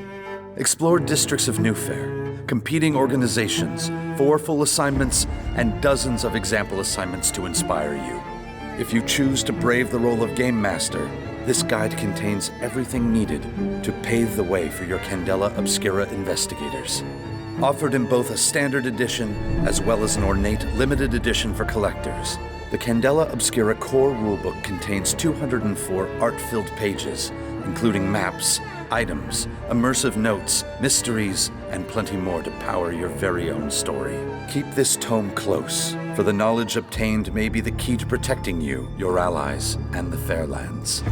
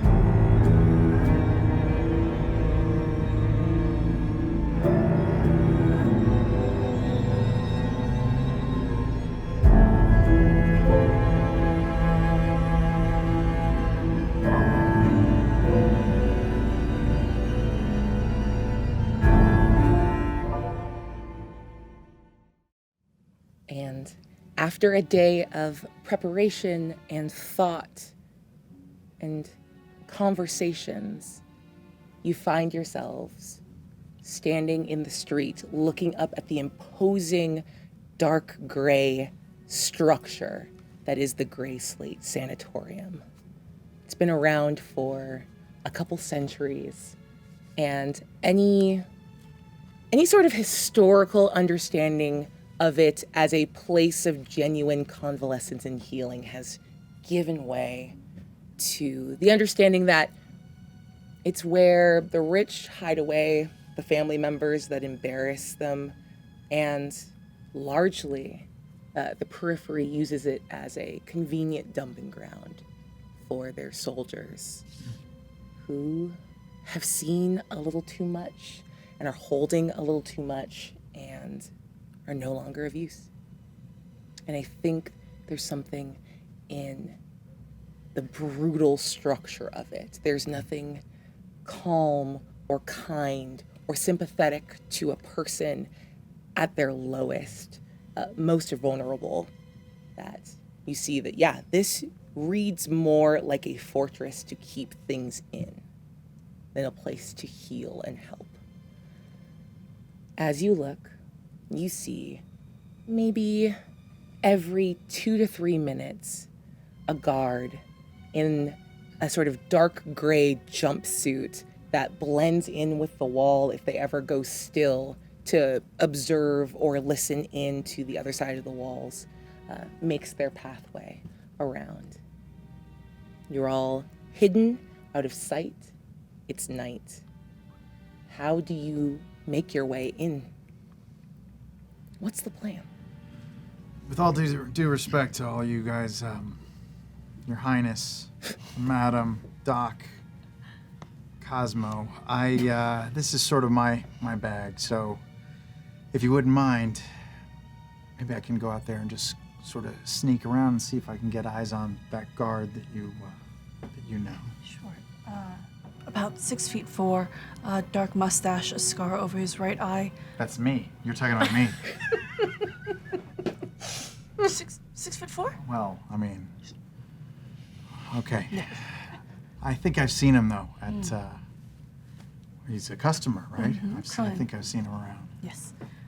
If you can get eyes on him, I can possibly ask him to let us in. All right. So we're staying away from the front gates. The entrance were Maybe I should coming up on the side. sort of scurry up over. Are these solid stone walls or cast iron? So you're looking at like a sort of like poured concrete and brick construction, but there's just enough of like crenellation and decoration that there are footholds, at least from the outside.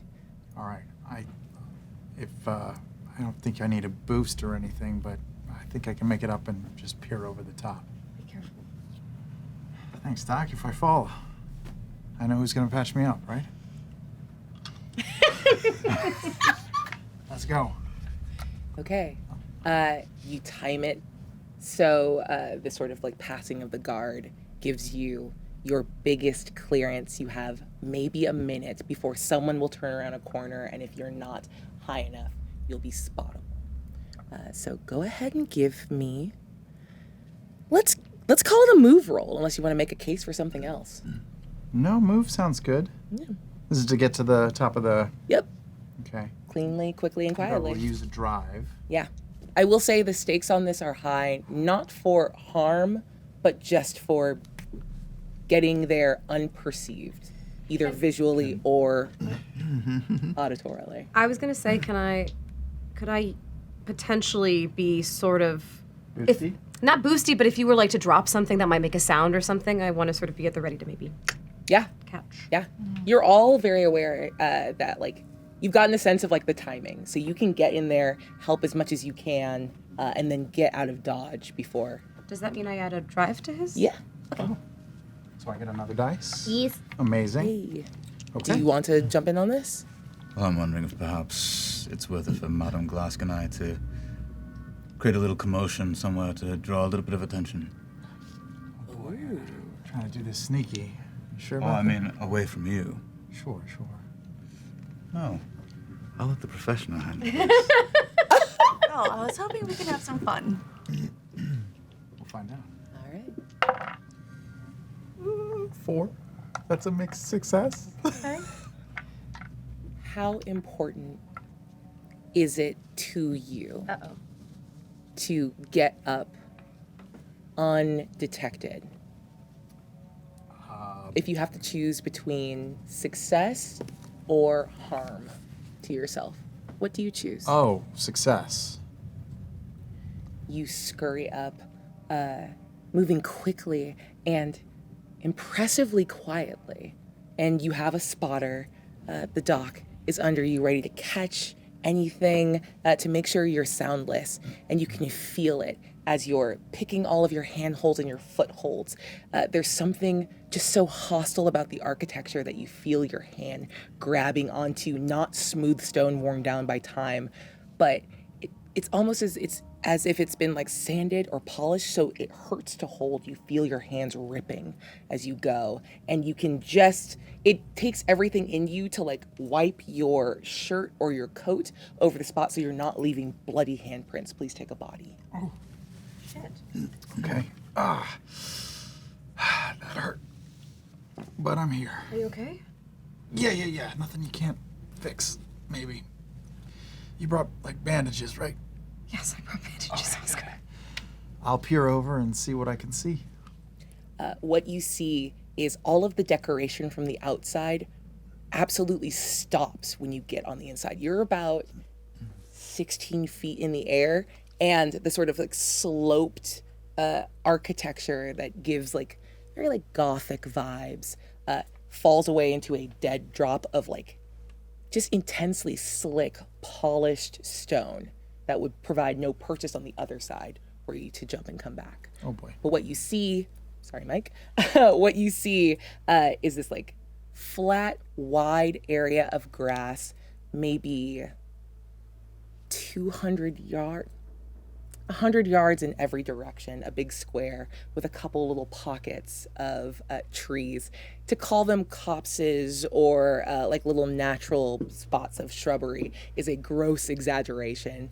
I think you have a strong sense of what becomes normal after a while, given how stark everything is in here. You can count the number of trees on your fingers and toes.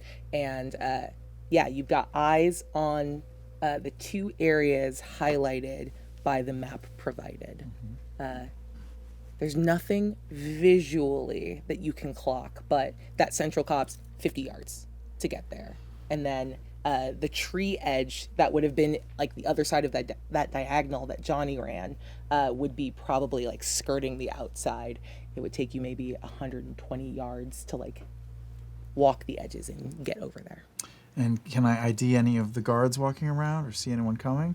I think we can walk that back and say that like if you were trying to get the timing of the guards, you would have seen your mark, Cronin, making the rounds. It takes him probably 20 minutes to do the full lap.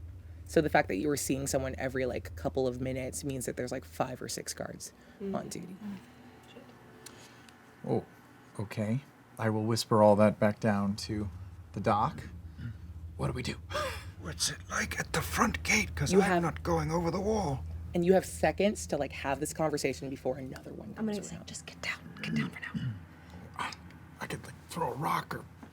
Oscar, All right. get down. All right, I'll get down. It's just, they're so punchable. All right. And as soon as shimmy you down. get down, I'm going to take your hands and look at them. It's fine. It's just a cut. You were tougher than this. I am.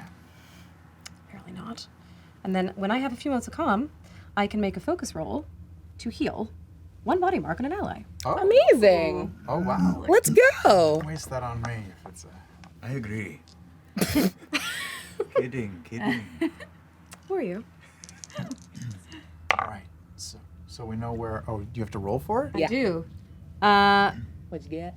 On a 4 or a 5, spend 2 intuition to accomplish this. Well, one of them was a gilded die, so I'll just get rid of 1 drive, and you get your body healed. Did you take the result from your gilded die? Yes. Okay, cool. Yes. Sweet. Better? Yeah. Thank you. Sure. You doing okay? I'm, Time is of the essence. Sorry, yeah. Okay, I saw the trees where we're going. It's sort of in there to the left, but there's lots of guards. I think we're gonna need some sort of distraction to get there. I know one. So you did see Cronin? He's making the rounds, but so are half a dozen others. 5 others. well, What about the front entrance? What did I see in the front entrance? You looked, so you popped up to look into the back and the lawn. So I think your best eyes were on the back entrance to the main building. And what you see is, even though this place is very dark and very cold and very stark and not well lit, there's still movement inside. It's early evening, so it's not like this place is settled down for the night, but it does feel a little busy. And without having to roll, you're street smart, you've got it. Like, if an inmate escaped, they've heightened patrols. They're on alert because the impossible has happened. Cosmo and I could probably get in, but that's just the two of us. I can distract them.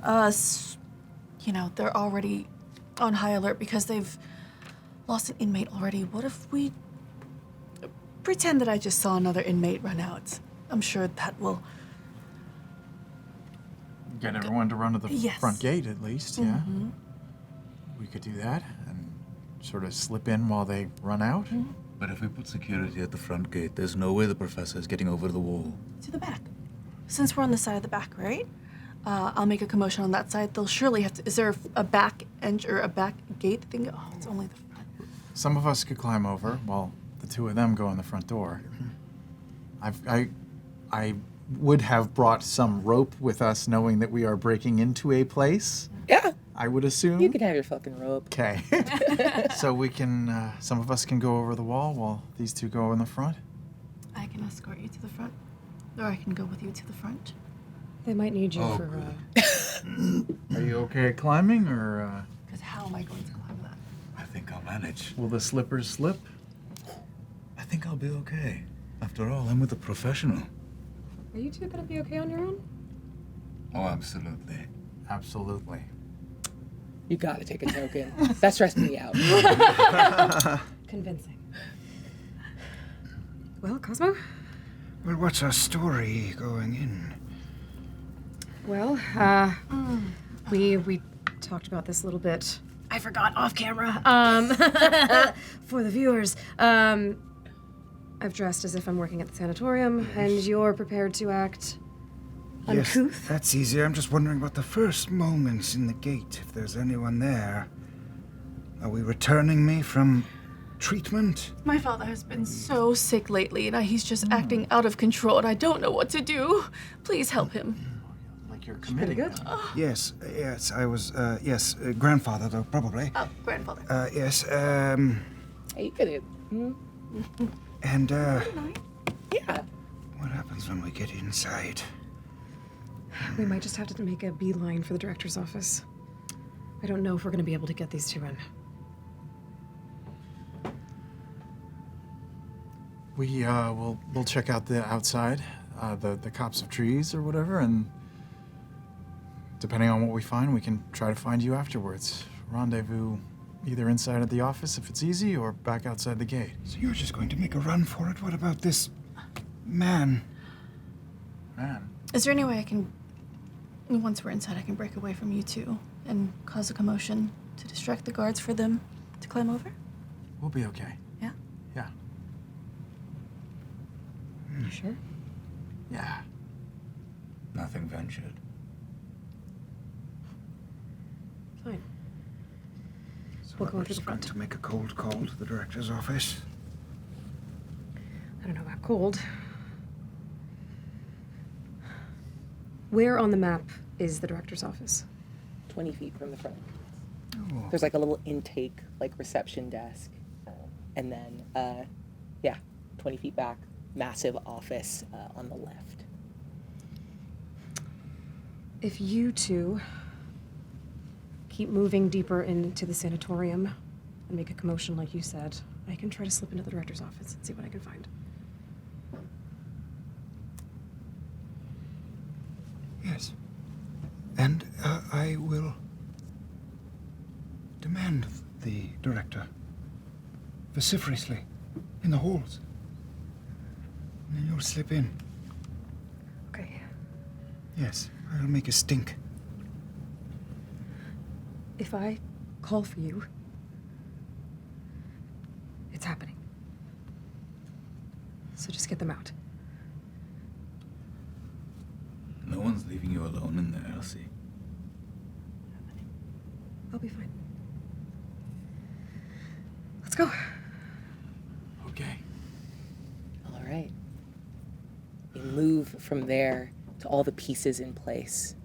You two at the back, still with that like perfect timing of the guard's rotation. It seems uninterrupted.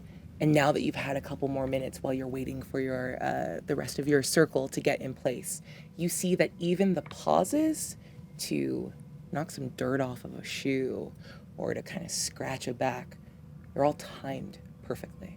This is a feigned casualness, but they're staying in perfect sync with one another. And all of this is to affect a lack of concern, though you are like absolutely certain that like they are on high alert right now.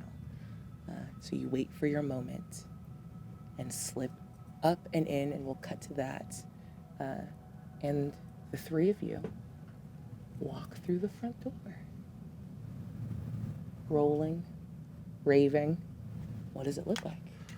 I don't know what you put in me. No! What did you put in me? I just don't know how to I anymore. want to Please. speak to who's in charge. It was a mild It's sedative. I don't know not why it's you. not taking. I don't know why Ever it's not since his taking. wife left him, he's just You're hasn't a been the bitch. same. What did you put in me? Can't say that. What? You keep your voice down, sir. I don't trust it. I don't trust Can you you. control your grandfather, please? Grandfather, please. I want to speak to the man or woman in charge. in charge.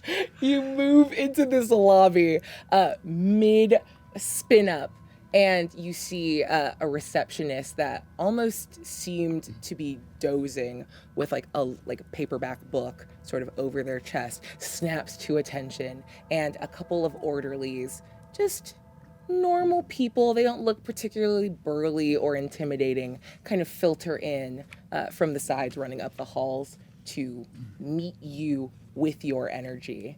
And you see this woman leans forward. I'm so sorry. Sir? You're not real. You're Sir. not real. don't You're know not what a to real do person. Sir? Her grandfather needs to be admitted. I've given him a sedative. It is not taking She effect. put something in me. Okay. He's demanding to speak Ah, to a director. I want to speak to who's in charge. It might Someone help real. calm him if you could get your director, please. I want Sir, to speak to someone I'm real. in charge. My name is Kathleen, and I'm here to help. I want someone real. Your Get me someone real. Kathleen, look at me. This has been happening for 45 minutes. I need you to get your director here Put now. some sort of drug in me. I was not I don't trust it. Kathleen, I just need Yeah. you to go to he sleep. will become violent if soon. Now, your director, Burn. please. It's- So violent. Burn. Give me a- so Give me ever someone so real. violent. Come Oh, shit, I don't have any sway. Give me a sway roll. But I will say that, like, the stakes of this, of like being able to call down the manager, is much simpler now because of the cacophony and the way you've presented yourself and that calm command of like, hey, you specifically, you can do this. Yeah. And I'm burning a driving cunning to help sway by screaming like a lunatic. Yeah. Does that mean I have no sway? So does that mean So you're at 1 now. Oh, I'll want to burn burn another two. Oh, you're gonna get Two I'll of give her them. one. Okay, Okay. 1 and 1. You're two are you from bringing me. Okay. Okay, so You're three. at And 3. one from Gina. So 3. 3 total. Okay. Oh, I got 2 Critical. 6s. Critical. Wait, because they helped. Oh, wait, they don't get their drive They back. don't get their drive back. You have to be bad at things, and this was the opposite of that. Now, I think there's a moment where you realize, like, this plan is psychotic, and if there's any, like, hole in it. You know everyone's on alert. You know that this could fall apart if it's not bought in. But your comrades are good at what they do. You see on your right, Madame Glask has dissolved into sobbing tears and is feigning that level of like, I might faint. That's like, the orderlies are like, we are in place to catch her. Like, what's happening? Cosmo, losing his mind.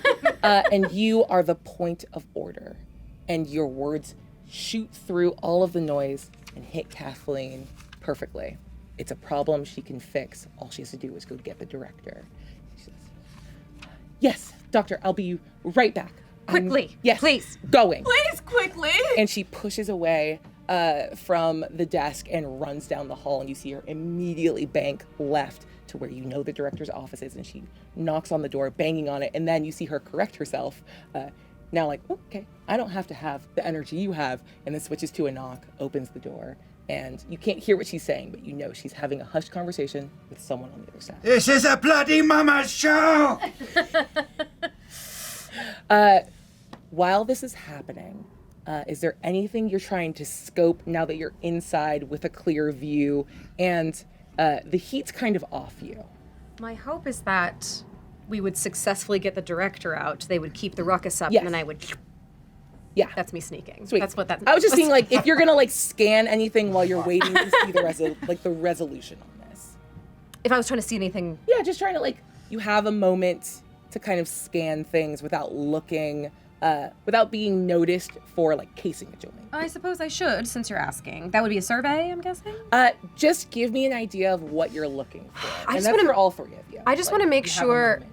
that my path is clear to sneak into the director's office and not raise any suspicion. I mean, they're successfully distracting everyone, but I just want to make sure I'm not going to like turn a corner and a guard's going to come by and be like, "What are you doing?" Yeah. Thing. From what you can see, like all of that busyness and the commotion is way down the corridors and way down the hall towards, you can see like pouring in of moonlight that like doors that would lead out into that back area would be. So it seems like they're back there and then farther again away where the patients are probably being held. So your way is clear. Anyone else trying to look for something specific? Yeah, I Just to know give a it's little total chaos, but I would like to know if all the people who are rushing around us, they see stuff like this all the time. Yeah. So, do they look really perturbed or upset, or is it just business as usual? The three people you've seen, Kathleen, the receptionist, and the two orderlies that have poured out. Kathleen seems by far the most startled. Like, she's not really actually. New here?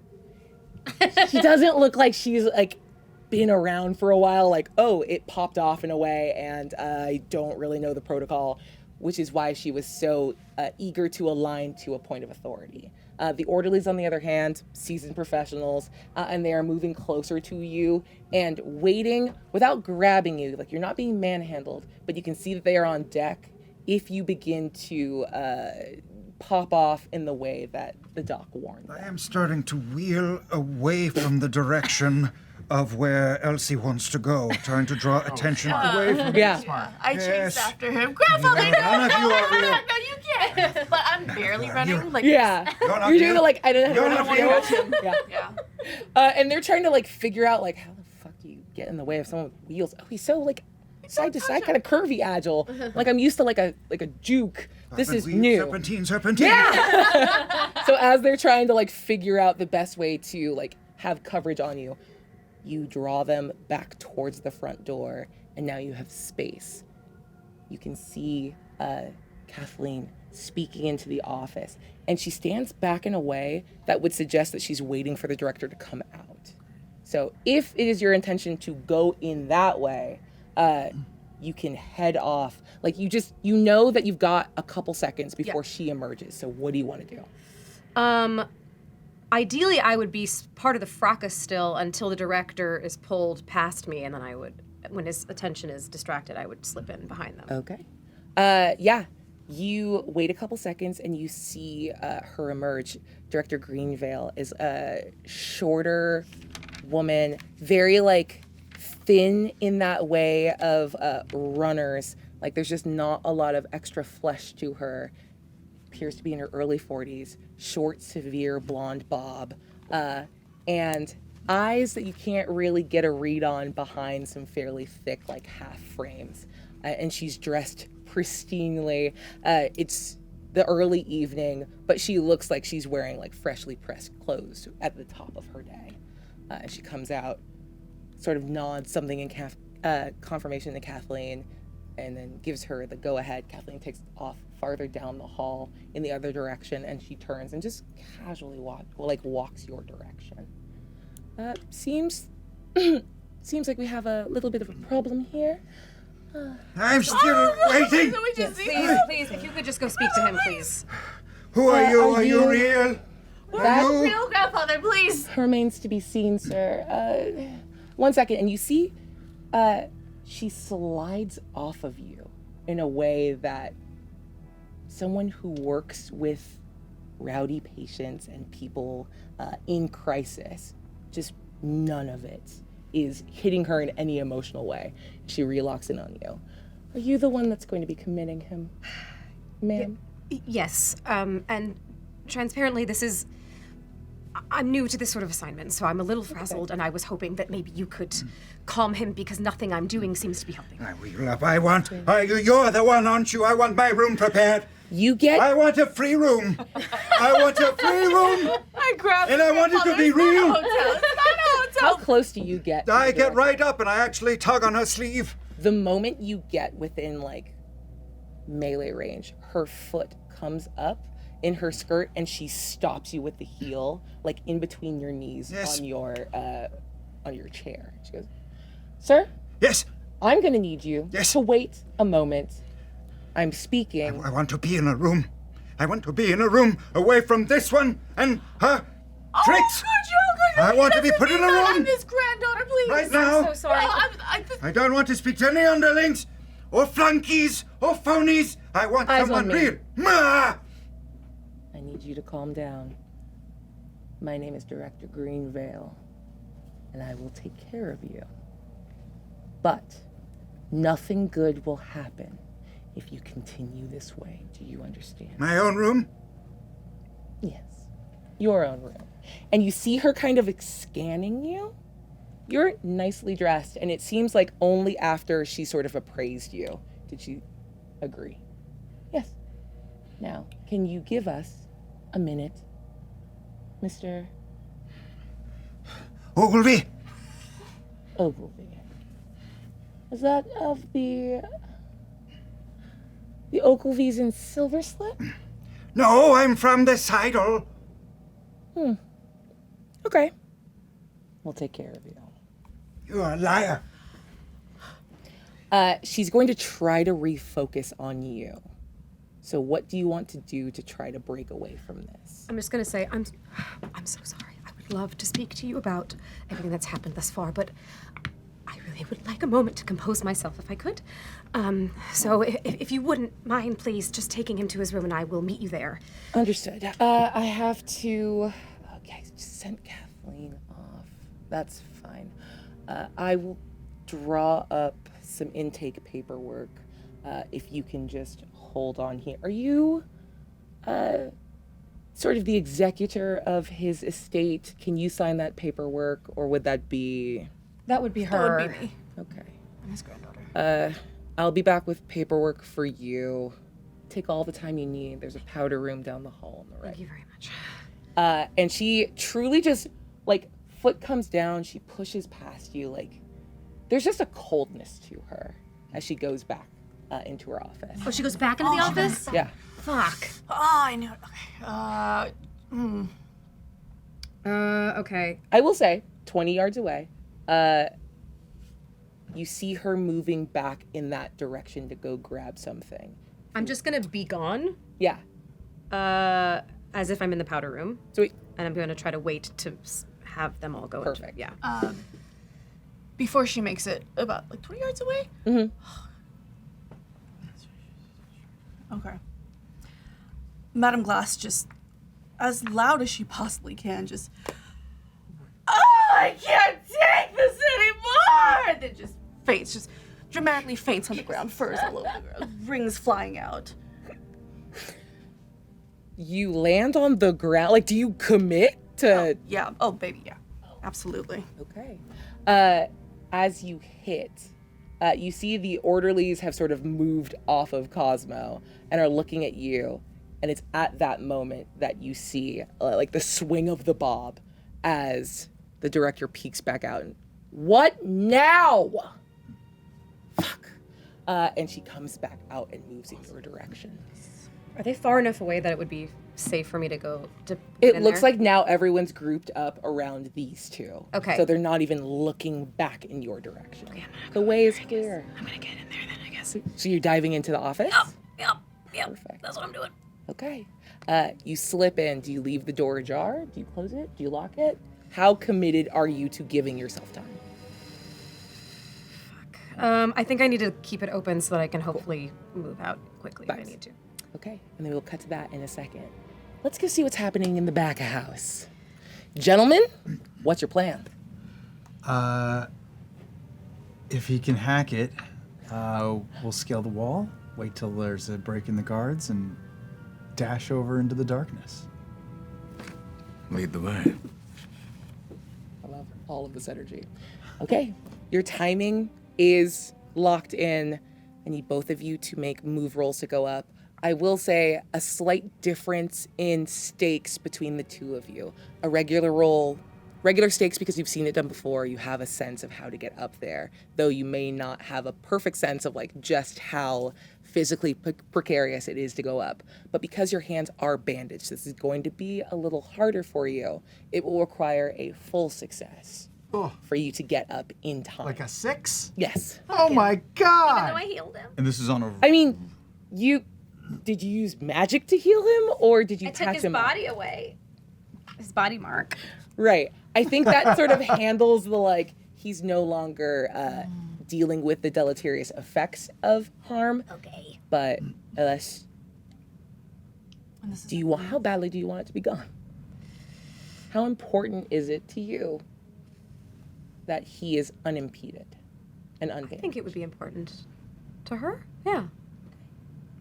So maybe there's something in the way you bandaged it and the way you've cleaned these wounds that almost feels like they sort of sealed up again. Like that's how precise you were. Even though this was very ragged, ripped damage, everything just settles in a way like it was more of a surgical cut than a series of scrapes. You're not worried about why it worked, simply that it did. Take a bleed. Baby's got one more bleed in the pocket. Dang. Your roll is normal. Okay. Good luck. So if this is a rope, is this a move or a finesse? I probably have to go up there with the rope first and drop it down to you, I would assume, unless you're gonna let us. Do you have I'm happy to let you have a grappling hook I mean, if you want a grappling hook. Sure. I mean, we knew we were gonna go break into a place, right? Yes. Then yes, it can be an interaction that would be move or control. I'll let you decide what you use. Doesn't matter to me. So I'll burn a drive and just start climbing up. Okay, 6. Oh, would have been fine. You actually see he makes it look easy. That first initial Scrabble sort of belies how effective and really graceful he is. He's lithe, he slips up, it barely makes a sound as it catches at the top of the wall. And he's making a little too much eye contact with you as he begins to climb.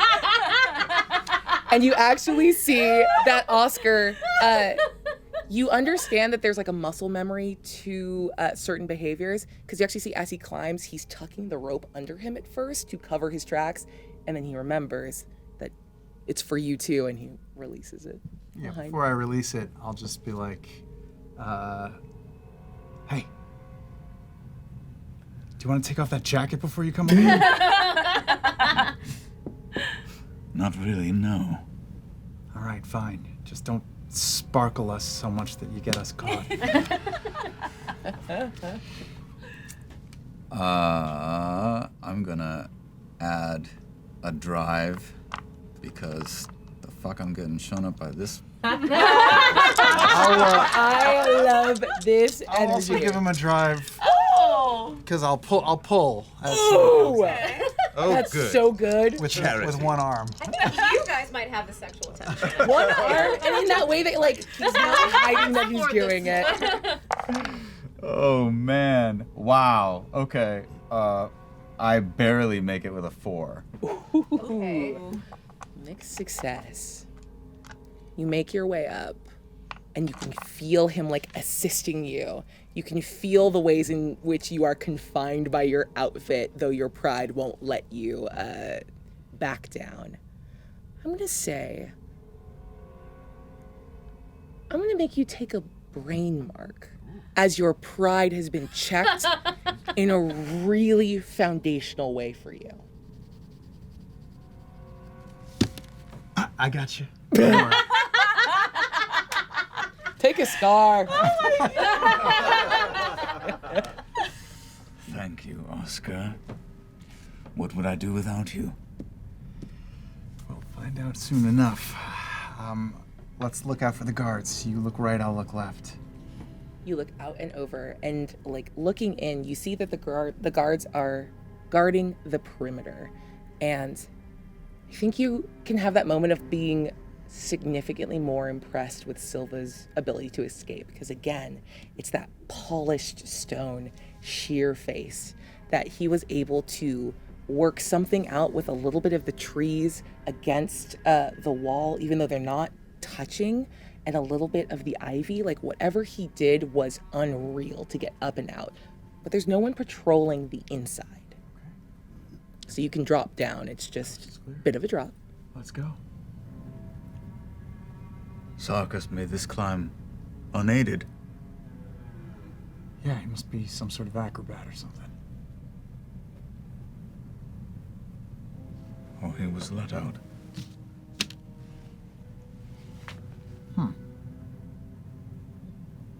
Well, we'll figure that out later, I guess.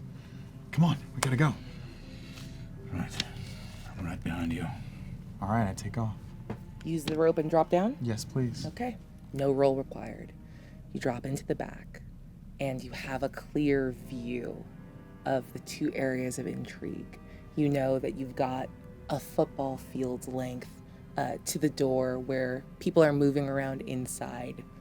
But the moon is out, but there's a little bit of cloud cover. It's not so well lit that you would stick out like a sore thumb. And most importantly, you're not wearing the stark white clothing that would give you away in uninterrupted expanse. That you have as long as nothing disastrous happens, you can make your way to either one of those points unimpeded. Go to the closer one first, I guess. I'd like to use focus to analyze what might be the most strategic place to go. Okay. Closest isn't necessarily the best. Go ahead and give me that roll.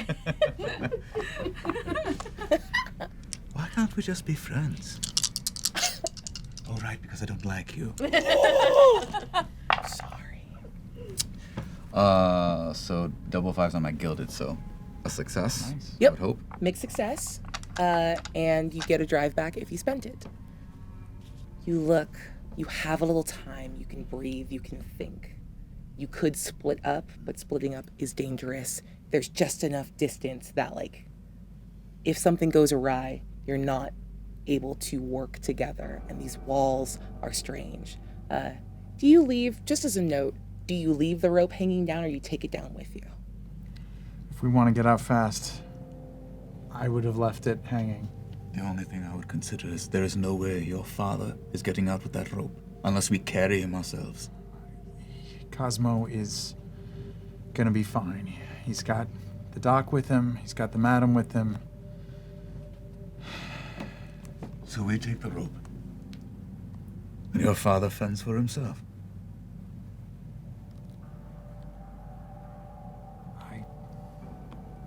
We still need to get out, don't we?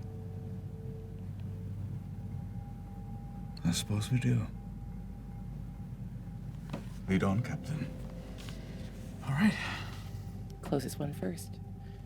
You make your way across the grassy expanse to 3 sort of stunted oaks and some low-lying shrubbery. And you don't have to get all the way to the brush line to see the ways in which that like low-lying plant life has been recently dug up and ripped out. And you realize quite quickly, even through the shadows and the not nearly enough moonlight, that you are looking towards something that is hiding the depth of it from you as you approach a hole. A hole. Okay. How big? How deep? You get right in there, 5 feet across, and you look down without any sort of external light source. You don't have a strong sense, but it is just dark brown dirt that leads endlessly down. You don't know how deep it goes. Didn't happen to bring a flashlight with you, did you? A what? I have a candle. What in the runt? Wow. Even your gears, assholes.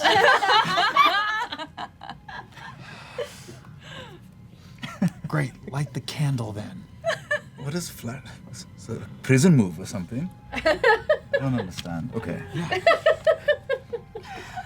Under the level of the hole so that the light hopefully stays shielded from our insistent patrols, I'll light the candle. You light the candle using the trees, sort of make sure that in as much as you can block yourself from vision at the back of the actual building, you tilt the candle down. And once you get a little light in there, you have a sense of depth. This goes down about 15 feet and terminates at this like slate gray shale rock that seems to have crumpled inward.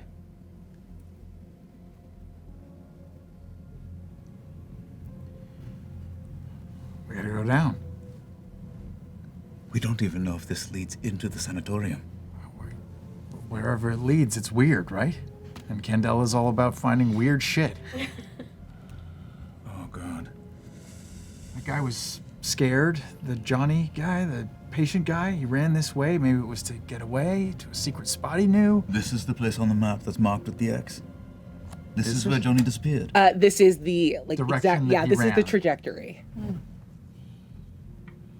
And with your memory of like bloody hands and being coated in dirt, yeah. Why? What do you know about them? I saw your face when you were talking to that guy. You went all blank. What do you know that you're not telling us? Not enough, apparently.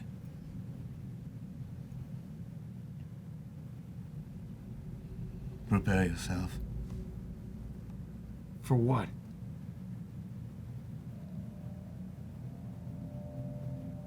Horrors. After you. All right.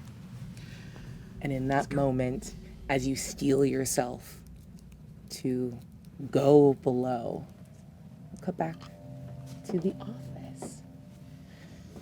You find yourself in a massive office. It stretches out. Like, there's just not enough furniture for this place. You see what is too much of a, like, big mahogany desk, probably 8 feet long, beautifully carved, covered with all of the tchotchkes and like little decanters and pen holders. And it still feels small and a little simple to you. Like, you grew up in finery and you understand like how all of that should look and feel, like what rooms that exude grandeur should evoke. And this feels to you a like sort of bad attempt, a mockery of opulence. You're standing on a nice rug, but again, too small for this room. The back wall is a bank of glass windows looking out onto the premises, the lawns, and you have an unimpeded view as the curtains are open, and there's a little bit of moonlight. You see to the left, all the way flush against the wall, again, a too small set of cabinets and files, and on like the far right wall, a little wash basin, but no other sitting arrangement, just her desk, her chair, her rug, and the tools of her business. What do you look for? I'd like to look for, I think it would be potentially personal correspondence, because the nun, I don't think is necessarily directly involved with the sanatorium. Definitely not.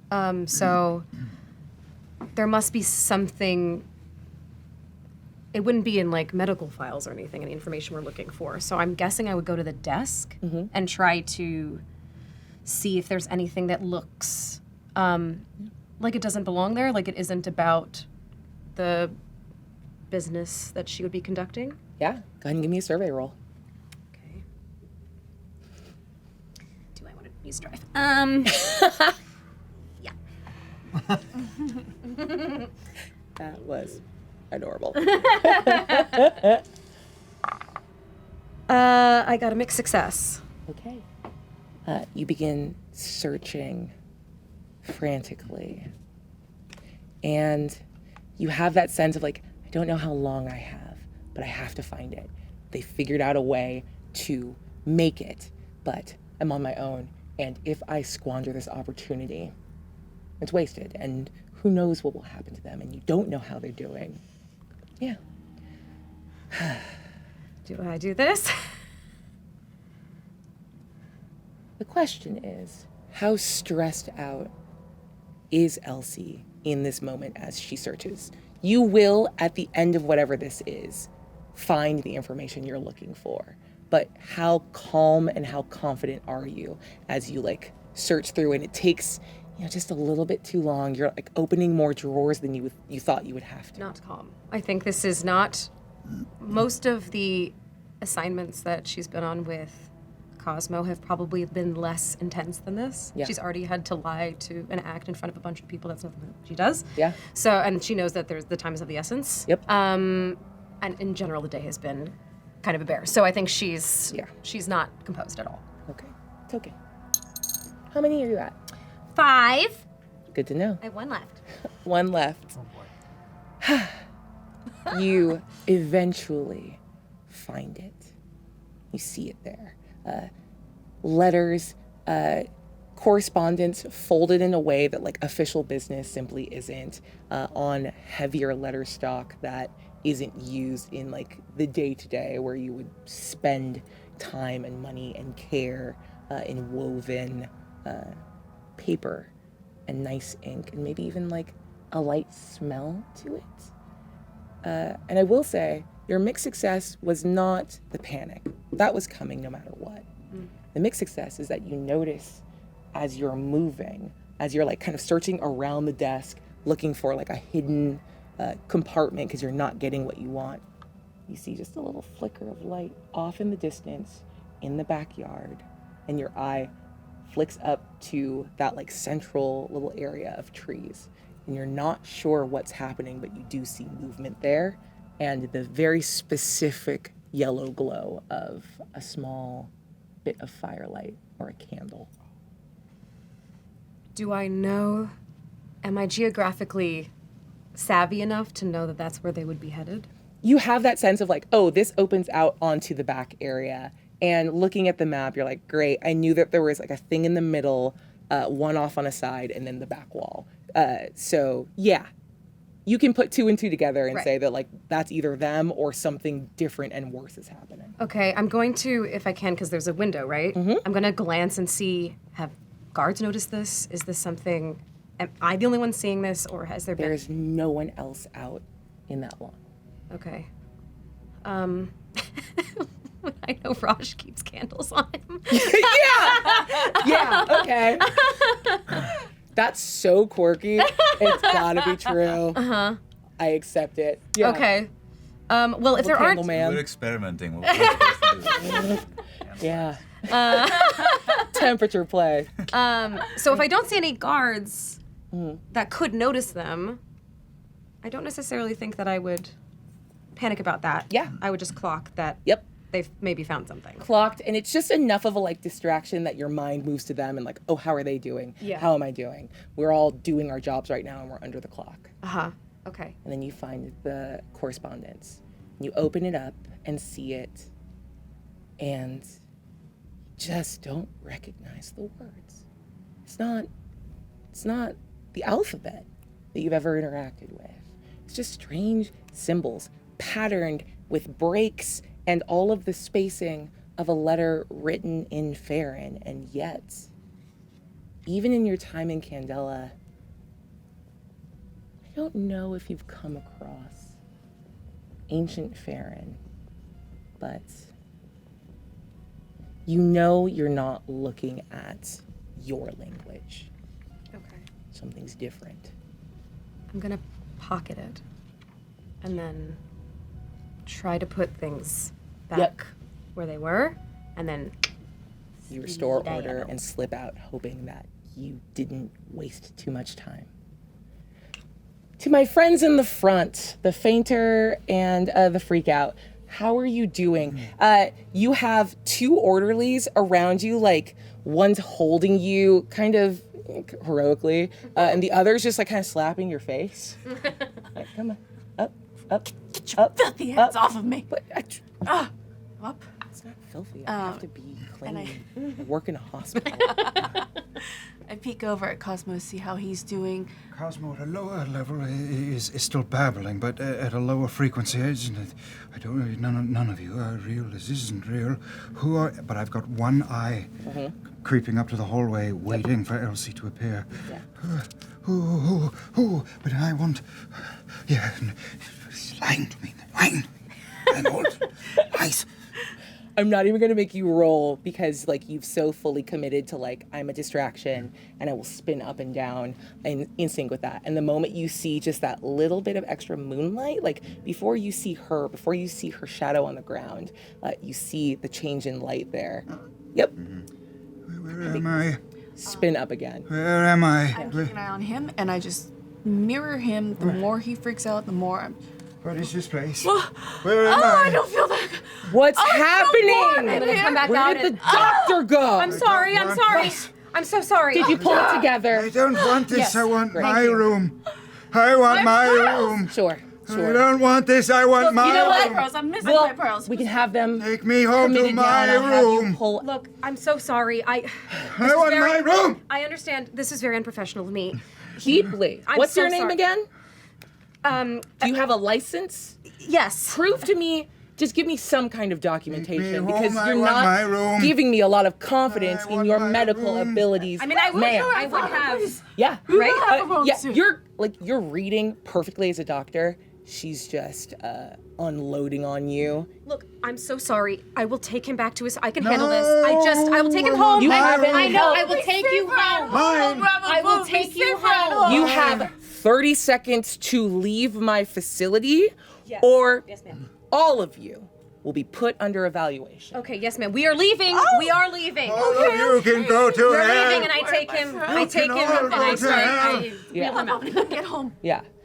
You feel like as you are sort of moving around to like go grab the handles of his wheelchair, you see she puts a gentle like hand. It doesn't look flexed or like hard on your shoulder, and with one violent jerk, actually like scoots your chair so you are like pointed out the door in a show of like incredible strength with no effort. Take it away. Have a good night. Take it away. So I'm so sorry. I'm Make very- better choices. I'm very sorry. I'm very She's sorry. asleep. And then I keep Surrounded going by out It's fine. circus of lies. as we're leaving. Yeah. Yeah. That's what we're doing. Sweet. And as we're leaving the door, because I don't want this just to shut off, Yeah. What are you giving me? I don't want that. I don't want that. Ow, no. Ow. Oh. Is there a faux medicated taper off? Okay. Do you pause? Like, I think we're going. We're just moseying back to where. Towards the exit. And Yep. I want to be quiet by the time we get there. Perfect. Yep. You see the orderlies flanked by the director, and now some of the guards that were farther down in the hall, and even maybe like a patient or two peeking through like the glass doors at the far end of the hallway. Everyone's kind of just watching the commotion. So on top of all of that, you have pulled any focus the guards inside the building might have had on the back. Sweet. And I am now just limp bodying. And you make your way out back to the quiet evening. Do you go down my little hole? Of course. Do you? Well, I want to ask, Yeah?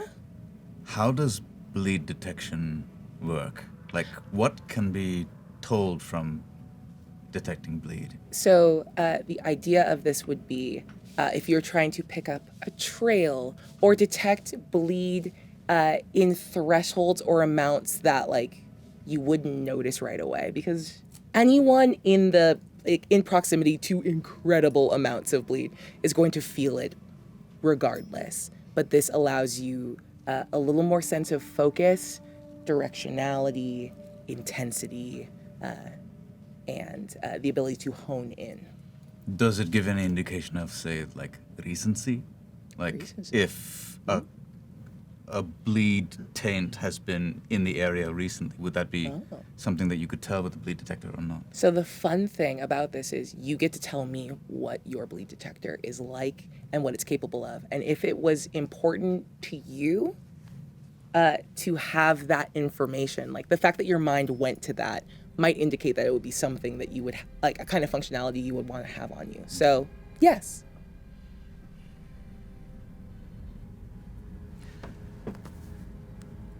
You don't have to like me, but do you trust me in this moment? No. Do you trust Elsie, then? Of course. Then for her sake, you keep a lookout. I'm going to see if I can tell if this Keep a creature's lookout. been down there. Yes. You're gonna scurry down. I'm not into going the... down there. I just need to check on bleed real quick. Can you do that for me? My attention will be focused here. I can do that for her. On that we can agree. Thank you.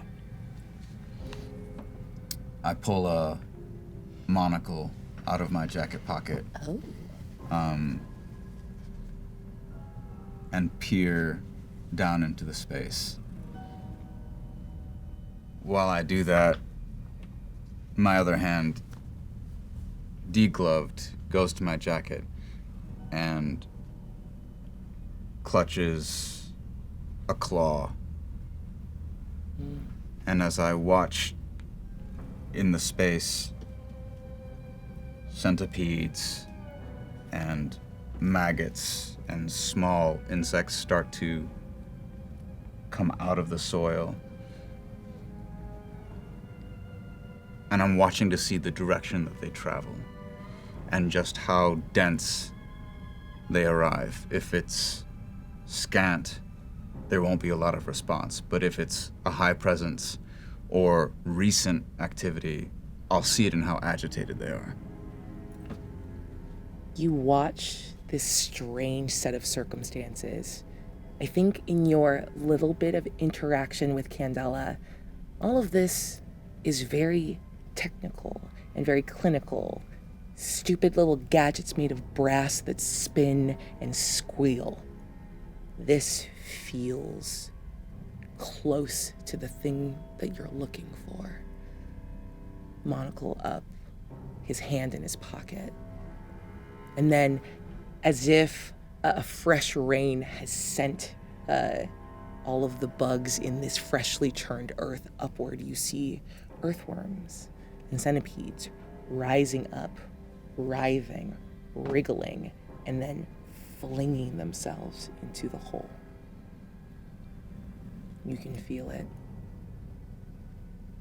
She's there. So close. We Your have to chest. wait. Yeah. Wait? Wait for what? We have to wait for the others. I don't even know if they're coming here. The two of us alone can't handle whatever she is. And she is down there. I'll wait if you tell me what she did to you.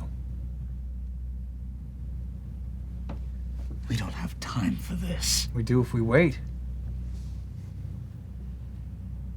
What did she do to you?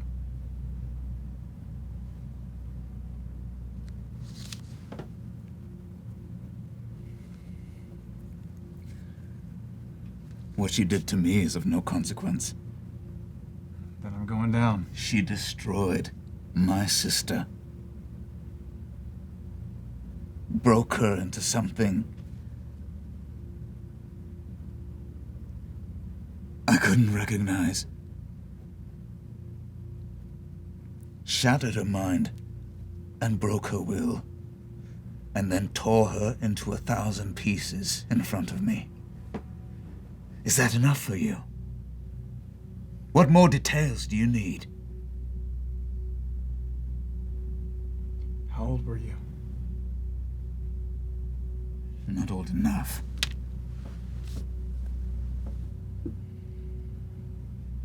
I'm sorry.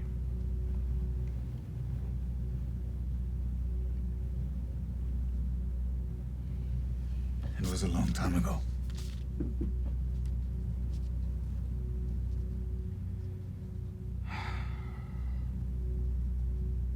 Oscar, what are you gonna do?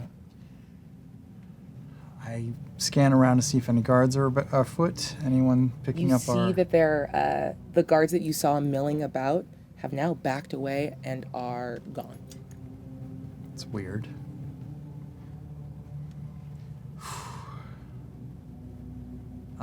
And if I look towards the front door, do I see any of our people? We would have presumably made some sort of plan about meeting up again. Or You would something. think. You would think. That's really fun. I didn't hear it. Yeah, I fair didn't enough. either. Fair enough. Fine. I'll go get him.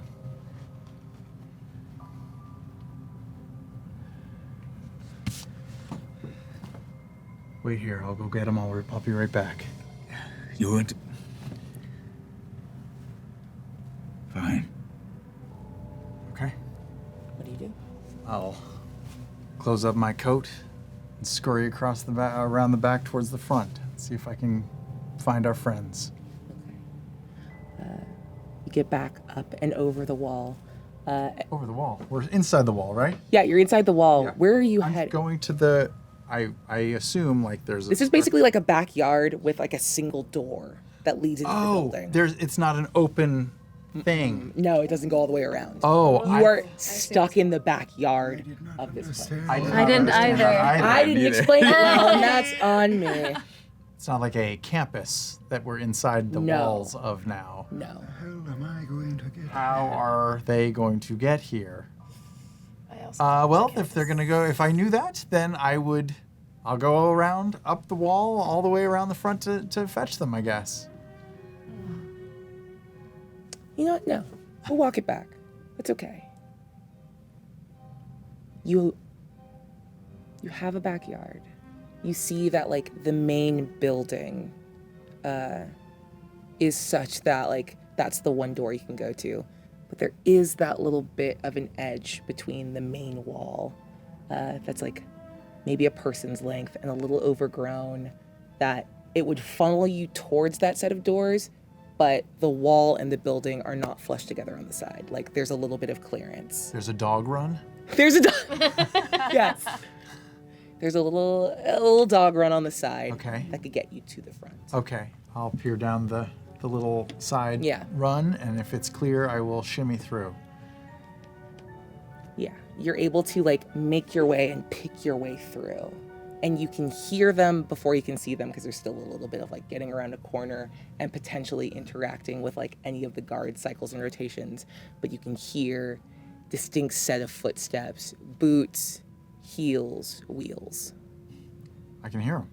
Yeah, you hear them like coming out Okay. of the front of the building. Once they're clear, I will just give if I see them, I'll give a psst, psst. So we hear them. Presumably. Hear that? Yep. Over here. Oh God, what did you do to him? He's fine. He's acting. He's being a little bit too method. I think we're clear. Oh, yeah, do you know my father was in the circus? All right, so Scurry we're gonna wheel him over. So yeah, you have that sense of like, oh, okay, not seeing it from the front. We'll give it up to a trick of the light and the imposing architecture that there is that little bit of gap there that is a little overgrown because it's not well manicured, but there is clearance to get to like the side and then the dog run and then back to the yard. Is there clearance for a wheelchair, or Yeah. do we have to pick him up? No, we can get a wheelchair Okay. there. I could Yoda it if I need to. You mean like do flips and? Yes. Yeah. Oscar, where's Raj? Oh, he's in a dark, scary hole that's full of weight. What do you mean a dark You left him there? I don't know. There was all sorts of worms and bugs and stuff. And Take it. Took it. Oh, Fuck. Because I would know, wouldn't I? Fuck. So I roll 6 dice. So, let's talk about what's going to happen now as you explain and you watch as the good doctor begins to spin up. It's quietly at first, but you are aware of her breath, feeling it before you hear it. She's not panting, but it's steady and it's loud.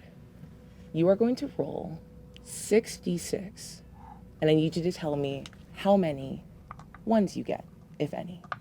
Elsie, dear. Doc, What did he say about it? he just said that there was lots. I'm sure it's fine. Calm down. He wouldn't have stayed there if it wasn't. A breath. I got one. One. One. That's all it takes. Elsie. You're asking. You are trying to make sense. Maybe if you know a little more, if you know what was said, if you know what you saw, you could figure it out and you could spin yourself down. And then you feel it, almost like a pulse, almost like a release that begins not in your heart, but your lungs, as your breath takes over and you are lost to it. And you begin to transform. Can I croak out a run before I start to transform? Yes? Okay. Y'all know what that means. I do. I don't know. Cosmo, if you've has Cosmo ever seen it? No. Just Oscar. I know. Then what's about to happen will be quite a shock. Run. Would you like to describe what happens as Dr. Elsie Roberts loses herself to her beast? I would love to. Yeah? So I scream, run, and then I manage maybe to croak out a Raj, run! As the veins in my neck pop out, and the clothing on my body begins to shred as muscles that don't belong to a human start to gorge out of every part of my body. My face, the skin on my face tears, and in its place becomes a bastardized version of an orca and a mantis. And as the muscles protrude with sickening crunches, as my bones elongate in ways they're not supposed to, I get onto all fours and I become impossibly large. So large that I'm towering over them, and there's no vestige of who I was in my eyes anymore.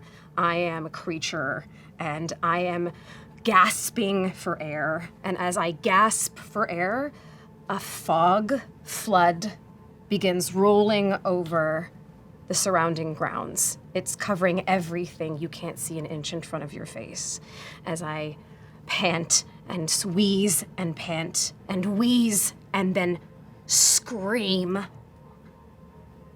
and rush into the sanatorium. Into. Oh, we're just going in. Oh, Elsie, I'm so sorry, child.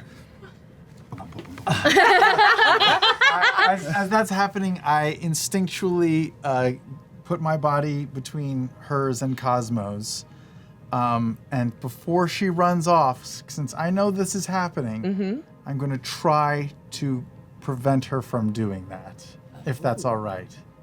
I would love it. Yeah. There's a moment we can have here if we all agree at the table. You have 1-1 that you need to resolve.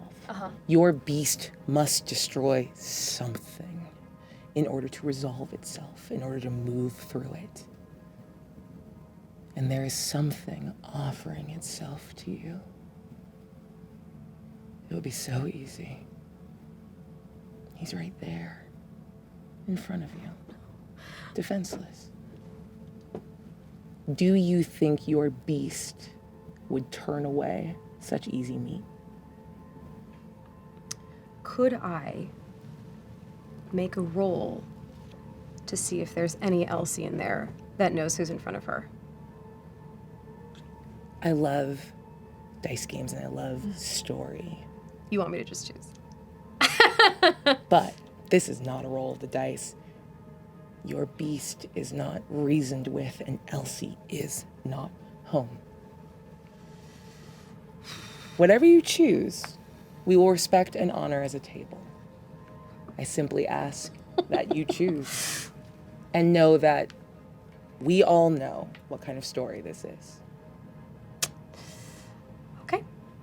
No Okay. wrong choices. What does the beast do? The beast would take Oscar by the neck and slam him against the nearest wall and start choking. But with the force of a gorilla, basically. You do the thing that you always hoped to do, which was protect. You agreed to be here in order to look out for the old man. And there is a perverse satisfaction to getting your wish. There's no fighting it. It's just too strong. You knew what was coming. You knew what would happen. So I guess there's not a lot of fear or noise or fight as you feel the tender flesh of your neck give way. First your larynx, then the bone, and then nothing. As my throat is crushed, I will try to eke out just a very calm, "It's okay. It's okay. I'll be fine." And then he's dead. And you feel yourself sated. You return to the surface. And maybe the fastest it's ever happened. You come back. But we're not worried about Elsie right now. Oscar. We're here again. It's just you and me in the dark. What? How many times has this happened to you? This will be 7.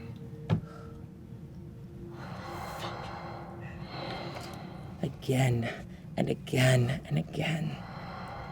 And maybe this time you hope it would be different.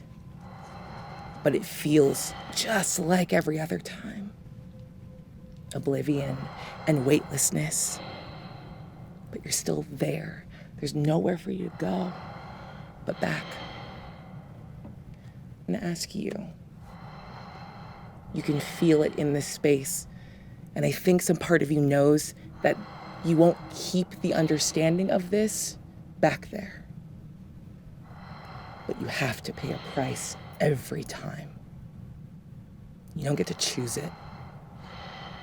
You will return again. You can't stay down. What do you give to whatever this is that pulls you back? What do you lose forever?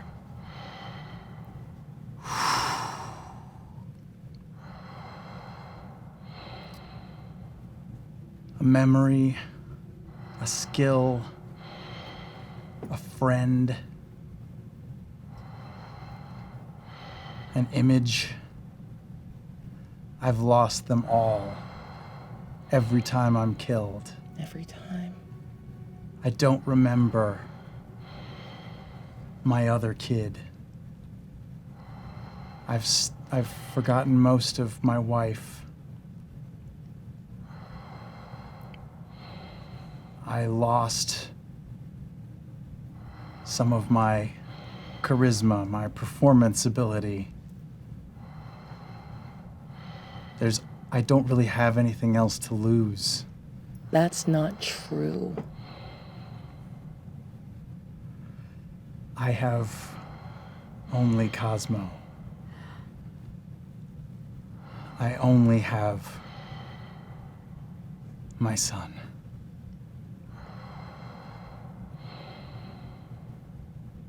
And so, if I take a breath in, I know it will cleanse my mind of our days together. You feel something in that space. There's always a pushback. There's always something that you're fighting against, even at the edge of the void. There's someone with you, something with you. It doesn't stay your hand or claim all of your breath, but just like a little gasp of surprise or panic. Just some, not all. He's everything. And even that cost is too dear. So, a portion. What do you lose of him?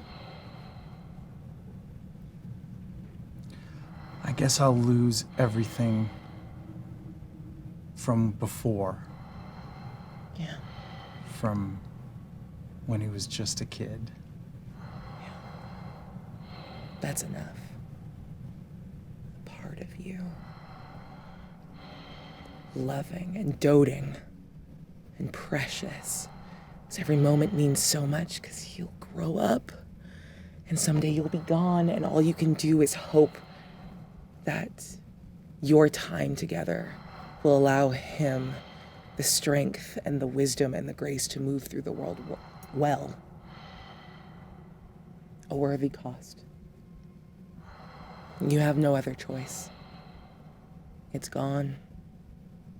And you feel something important leave you.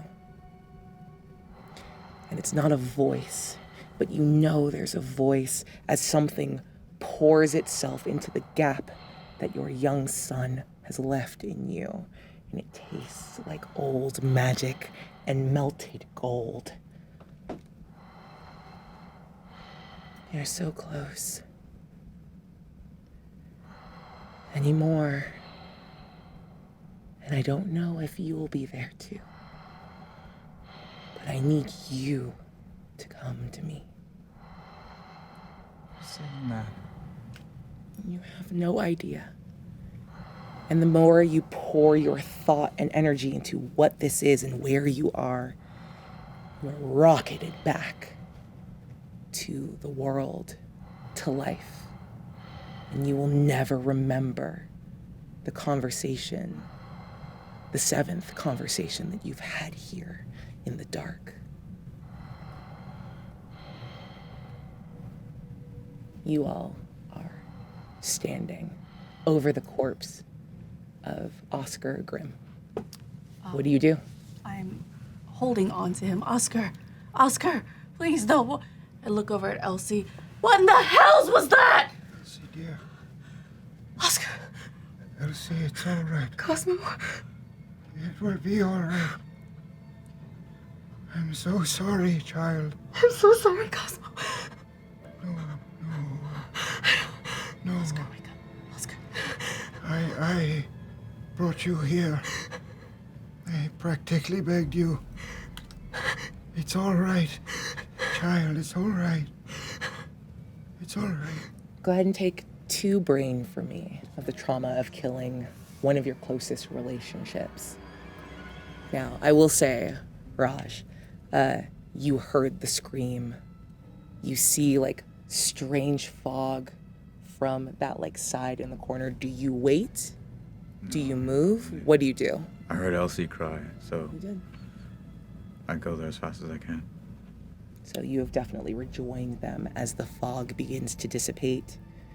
No sign of the beast she became, just the person you once loved, shaking and sobbing and standing over a corpse. She killed him! Whatever she was!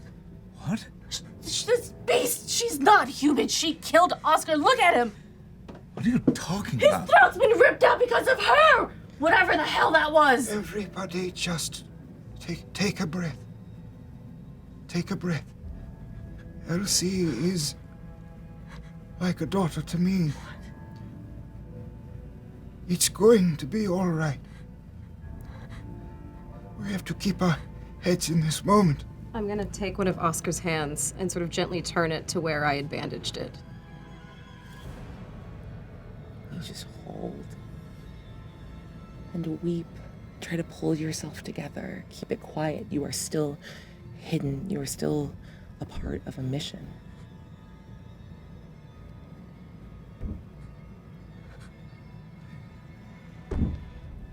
Take Lask by the hand.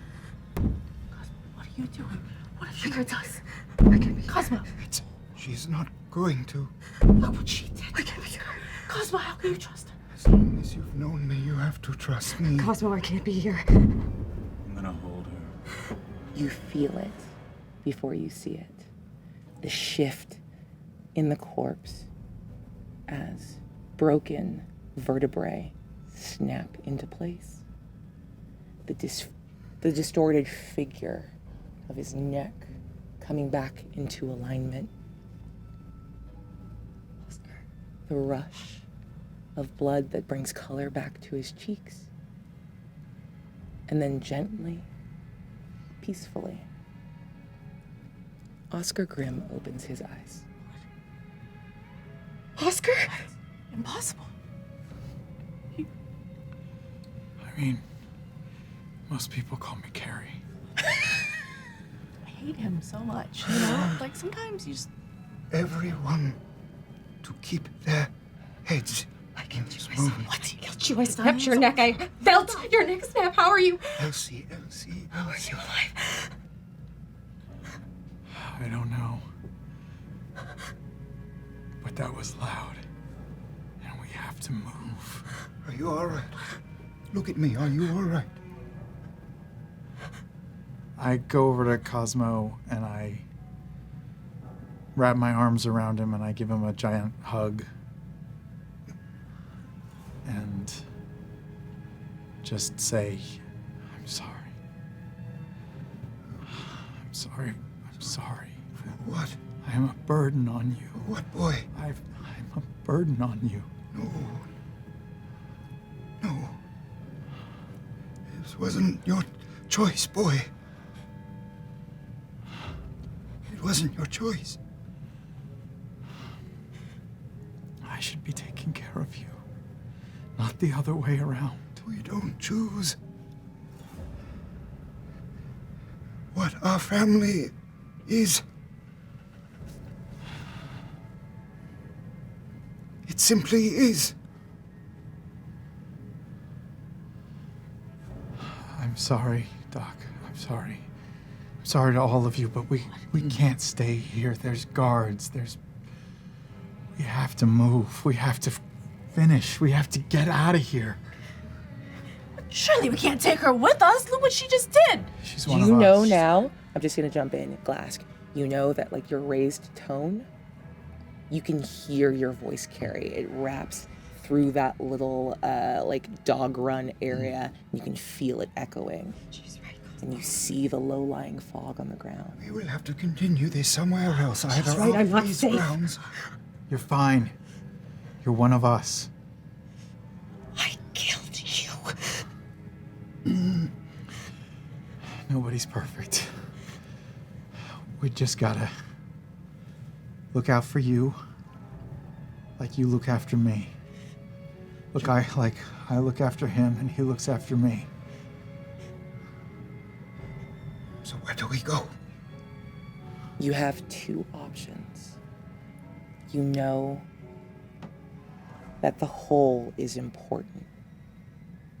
But is that the priority? Do you prioritize the mission or taking your shattered, broken circle to safety and cutting your losses? That's not my choice. It's the guy who lost his sister's choice. Lost my sister? You just lost yourself. Come, I don't understand. Out onto the grounds, away from this location. Come. Follow him. Elsie. He's fine. I don't know what transpired here, but he's okay. You don't know. You don't know. I don't know. And I'm not going to pretend that I do. But Oscar is okay. We're going to be okay. I wish that were true.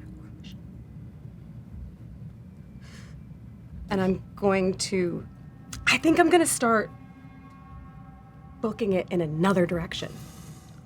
You're in the center of this little catch. So you really only have two directions. You're caught in that little nook where either you come back from whence you came and exit the grounds and leave and go somewhere else in the city, or you go back in the direction that Raj and Oscar came from, to the back towards the hole. The doctor is a phenomenon, yes? Yes. Yes.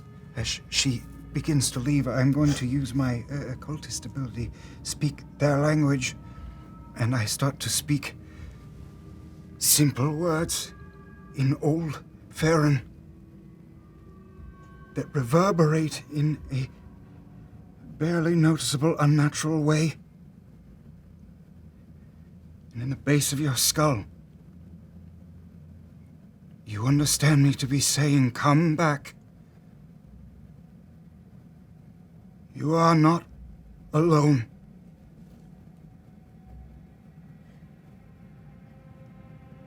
Come.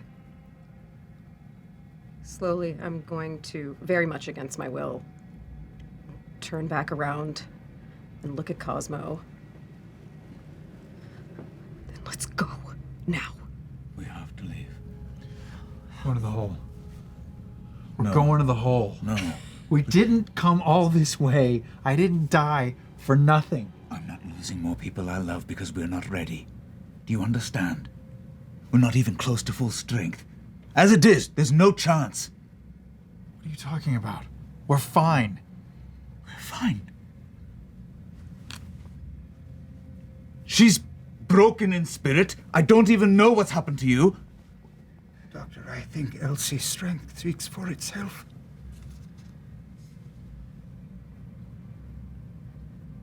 Let's finish where we started. In this moment, what is Madame Glask thinking? She does not trust Elsie at all. She's torn between what she just saw and one of her oldest friends, Cosmo, reassuring her that everything is fine. And she wants to believe him so bad. He's never led her astray. I need you to take a brain. This is beyond the pale. This is inhuman. You It's not real. didn't sign up for this. You thought the monsters would be the things you fought, not the things you fought alongside. You have been in my home with my girls. And you didn't say anything, Cosmo, and you knew about this. How do I know you're not going to do this again? How do I know if I'm Not the safe? time. Your voice is down. How do I know if I'm safe? You're not. None of us are safe. I will take responsibility for this. Dr. Roberts is not a danger in the city. from day to day, with your girls or with you. I take it on myself I dragged her here. Cosmo, if anything happened to you, Cosmo. I have lived enough for 3 lifetimes. Do not worry about me. In this moment, I think as the sort of like pivot point, the lack of trust, the lack of commitment to the cause, commitment to this. You don't have skin in this game the way the others seem to. I want you to make the choice. Which way do you walk? Back into the grounds, towards the hole, or do you leave?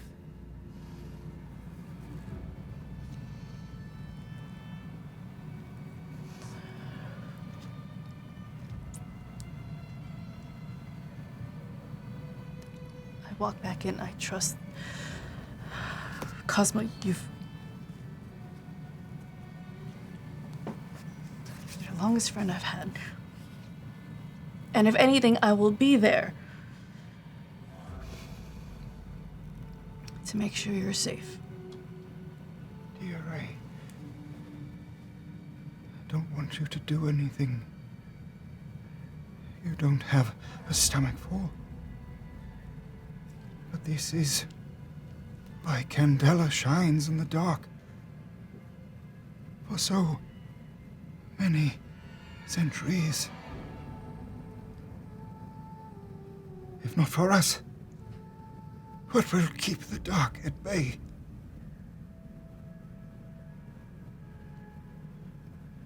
Yes, we've had to dabble in it ourselves to understand and cope. Madame Glass takes a last look at Elsie.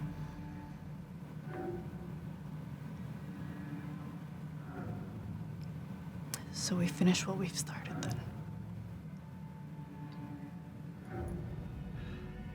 Lead on. By the light of the candle.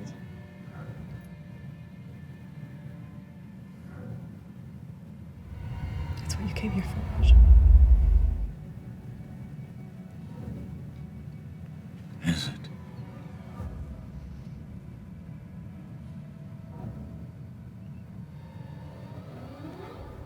All right, Professor. Let's see it done. So you are resolved to finish what you began, to see this assignment through, to climb down a hole that goes down to mother knows where. And you time your passage across that lawn to the settling of the interior of the sanatorium.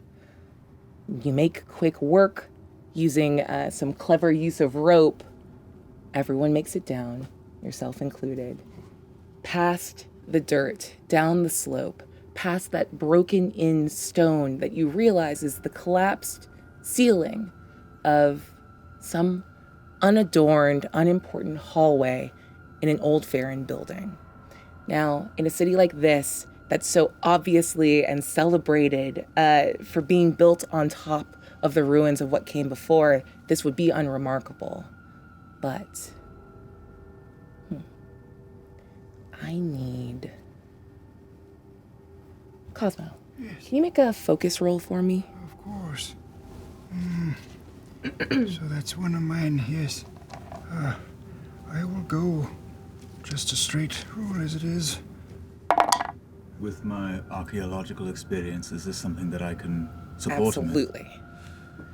I'll give you a drive. Oh, you've already rolled. Save the chit. Never mind. Because I got a 6 on the gilded. Beautiful. Ooh.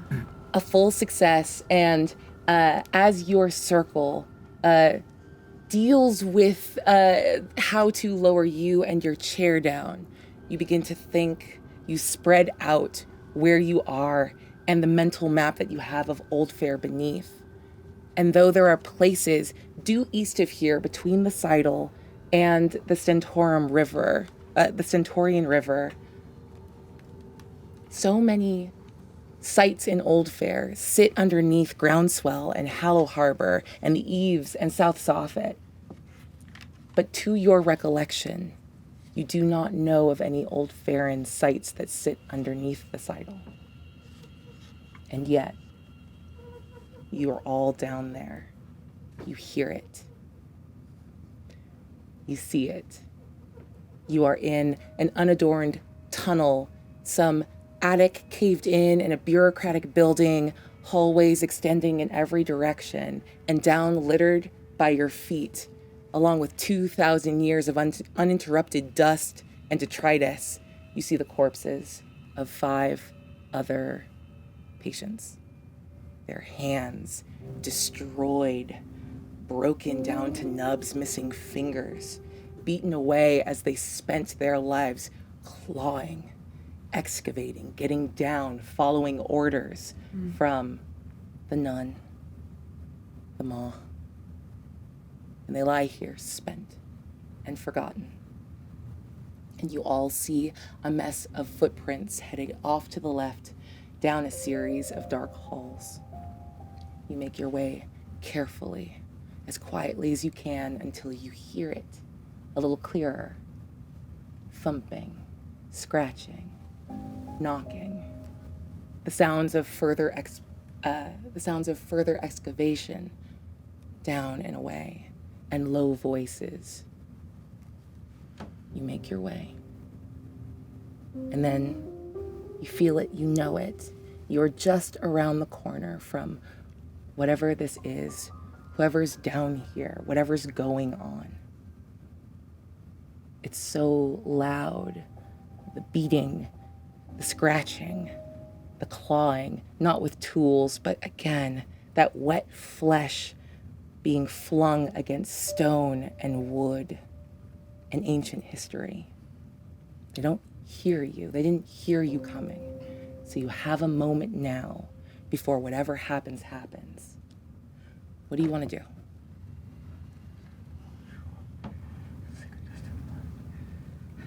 Raj?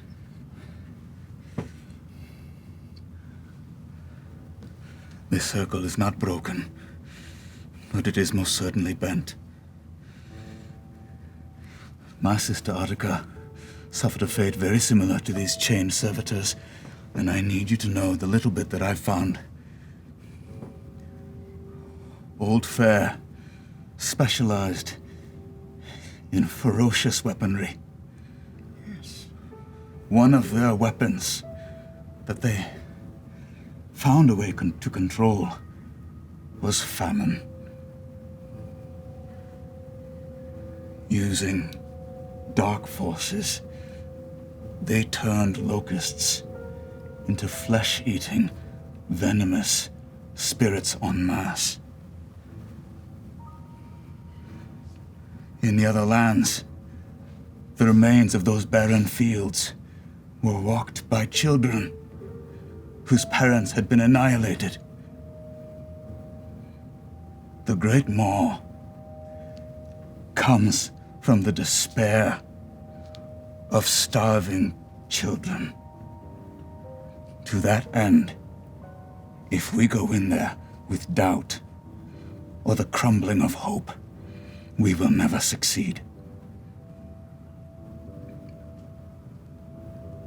I don't have to like you to trust you. And I promise you here and now, I will give my everything to keep you safe.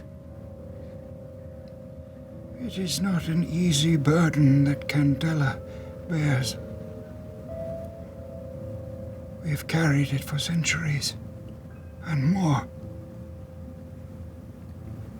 I wouldn't have begrudged any of you for leaving, but I am grateful to have you here. If things go south, Rajan, all of you, it will be harder for me to go up than it was to go down. Don't let that trouble you. Do your duty. It's not going to come to that. We're not going to leave you. I agree.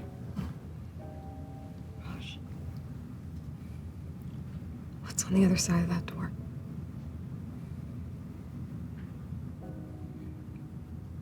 If she is here, I don't know the form she takes today. She was beautiful.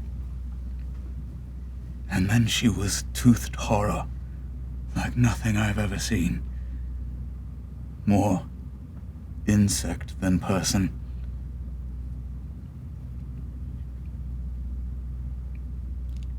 She will try to lever your greatest fears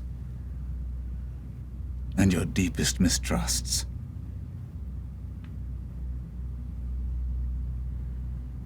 I reach into the satchel I always have at my side and pull out a jawbone. This jawbone detects bleed. I found it 30 years ago or more on a long dead fellow in another part of Oldfair. It has served me many a time, and as we move forward, I intend to use it to gauge how close we are to trouble. What does it normally feel like when you detect bleed through that bone? It starts to bite like cold in my hand, with the barest sensation of electricity to it. Similar but different. It normally leaves a bit of a welt, but it's worth the pain. The moment you wrap your hands around it, even through your leather gloves, you feel it. That stinging, sticking cold. But what's more, your index finger wrapped around the back of the bone, you feel a little pinprick as a tooth in the back grows longer, pressing through the leather, piercing into your finger. There is no need to detect bleed. You are in proximity to it. You're here. We are in the frying pan, children. Watch your step. And we're in a hallway, just a standard hallway. There's not like offshoots or anything like that. You see that there are like other little areas. As you were walking down, it probably took 5 minutes for you to get over here, walking pretty slowly and trying to muffle your steps in the dust. Lots of offshoots, several collapsed in, no light anywhere else. And the only sound you were hearing was this like thud and talking that you've followed to a blind corner that you're about to cross. Madam Glass has been keeping a close eye on Elsie. What are you looking for? She still doesn't trust Elsie. And is still very scared of what may happen. Elsie, whatever is behind that door, will you be able to control yourself? You say this thing feeds on mistrust. Then I owe you an explanation. Yes.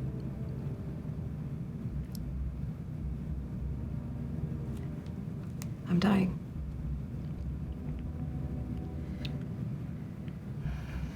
I have Cullet. You've probably seen it at the Glass Cat. I'll jump in. All of you know of Cullet. There's a technical term that no one can bother to remember, but especially lately, in the last 6 or 7 years following the war, the poorer populations and neighborhoods and districts of Newfaire have been falling ill with a degenerative lung disease that as the victim coughs, they have a sensation like broken glass inside their lungs, ripping it up, hence the name. I was researching it to help cure some of my clients in the Eves that didn't want to be associated with what they saw as a degenerate's disease. And in the course of my research, I became ill myself. And so I started experimenting. I tried to find ways to keep the pain at bay, but the worse it got, the more desperate I got. And I started meddling with things that I didn't know about before I met you, Raj.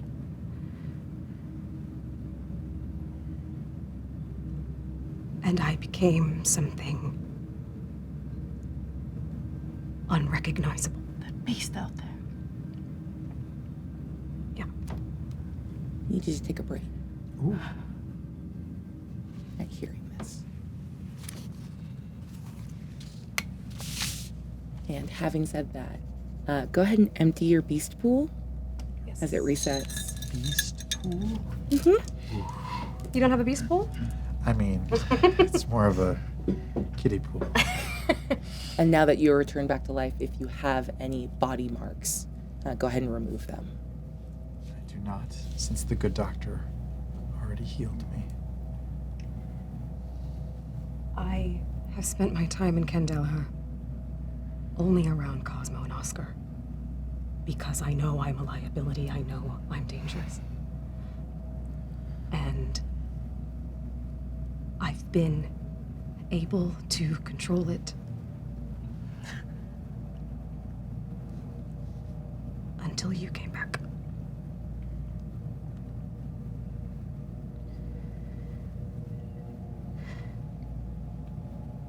The one benefit is, if I can't control myself in there, I'd make a very good distraction. And I would encourage you to take the opportunity and run. That's if you don't attack us. Whatever it is that you have going between you two right now, make it clear. I don't want to risk any more casualties. We're lucky Oscar's still even here. Yeah, I mean, I'm not gonna lie, that was pretty scary. I'm sorry. No, it's... If I never... It's, something that I knew that you could do, but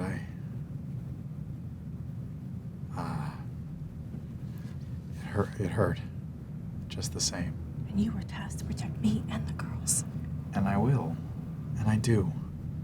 It hasn't... I thought I had more control. Madam Glask, I mean, with all due respect, I know that this is super scary and we gotta keep moving. But I've known Doc for a while, and you've known her too, and she's not a threat, she's a victim. I am a threat. Well, maybe she's both. You hear suddenly the speech stop. And shortly thereafter, that rhythmic thud. And just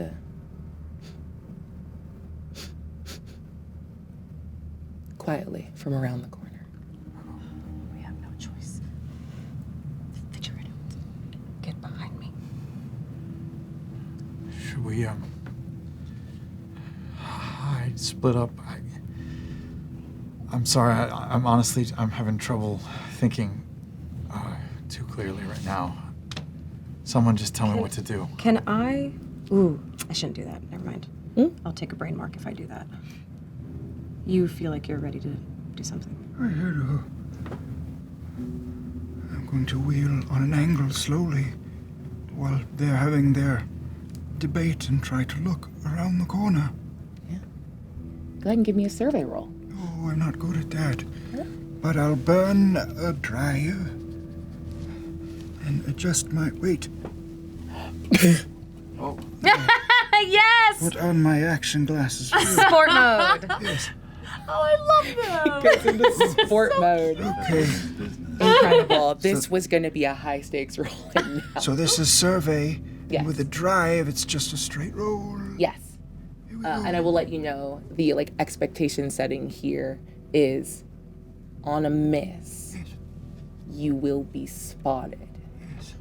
Because I think as you approach that corner, you see that there isn't the beginning of hinges for a door. Well, maybe we'll burn 2 drives then.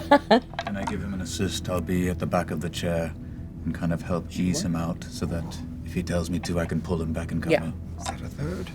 Yes. Yes. All right. I adjust my glasses and lean forward in my chair and try to be quiet as a 97-year-old mouse. That's a 6. Beautiful. You wheel around, get that perfect little view. Now that you know that someone's controlling the wheels of your chair, you can lean a little more without worrying about squeaking or making a sound. And you see the edge of this cohort. You see a man, a woman, and a wretched thrall throwing themselves against a massive stone wall, trying to find purchase to break through. It seems like a strange dead end, but the room is probably 40 feet by 30 feet, and the ceiling kind of opens up, and you go from this low hallway that couldn't be more than 7 or 8 feet tall to something that expands up and domes at about, by your guess, maybe 15 feet of height. And you said a man and a woman and a thrall? Yes. Another one of those patients that is bloodying themselves against the wall under orders that they can't help but obey, even at the loss of their own physicality. The man and woman are standing back and allowing this, is that what I'm seeing? Yes. The woman is dressed like a nun. She is beautiful, even in a slim profile. And the man has a look on his face, so taut and tight, his features smooth over a out-of-fashion thin mustache with jet black hair slicked back, but all the countenance of someone who looks like he couldn't smile or shout if he tried. A very serious man that you recognize from decades ago. Somewhere around 90 years. Yes. And it is only because of your full success and your wisdom and how often you have seen things that defy imagination and expectation that you are able to face this without taking any kind of mark. I quickly shoot a look back to Oscar and then up to you, Rajan.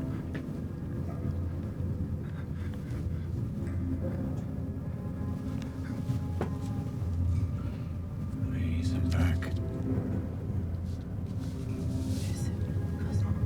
They were like 50-ish feet away. Yeah, they're on the far side of the room, so you've got 50 feet. But you do also see that while they're facing each other, they're not speaking. They're kind of paused, and the nun was sniffing the air delicately. And you can see the body posture as you're being wheeled back, slowly turning in your direction. You. Yes. Yes. What does that mean? What do we... Okay. And Oscar. What? It's another. Oh, two people? Okay. Three people.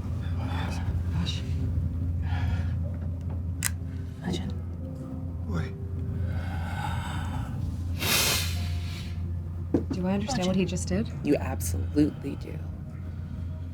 Rosh, look at me.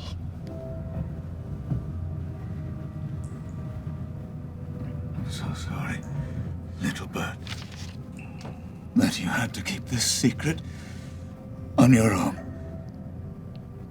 That I didn't make you feel safe enough to share it with me. But I will not leave you.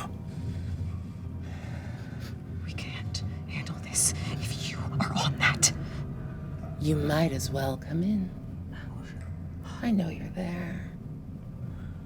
You reek of my favorite flavors. Rajan, we can still leave. No, my darling. We can't.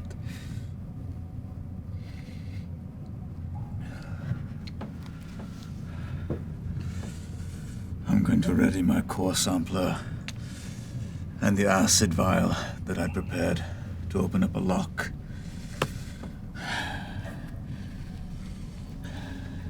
I need you to make a sense roll because you feel it deep inside you, like a buzzing, as whatever is deep within you, the rot that she placed, roils.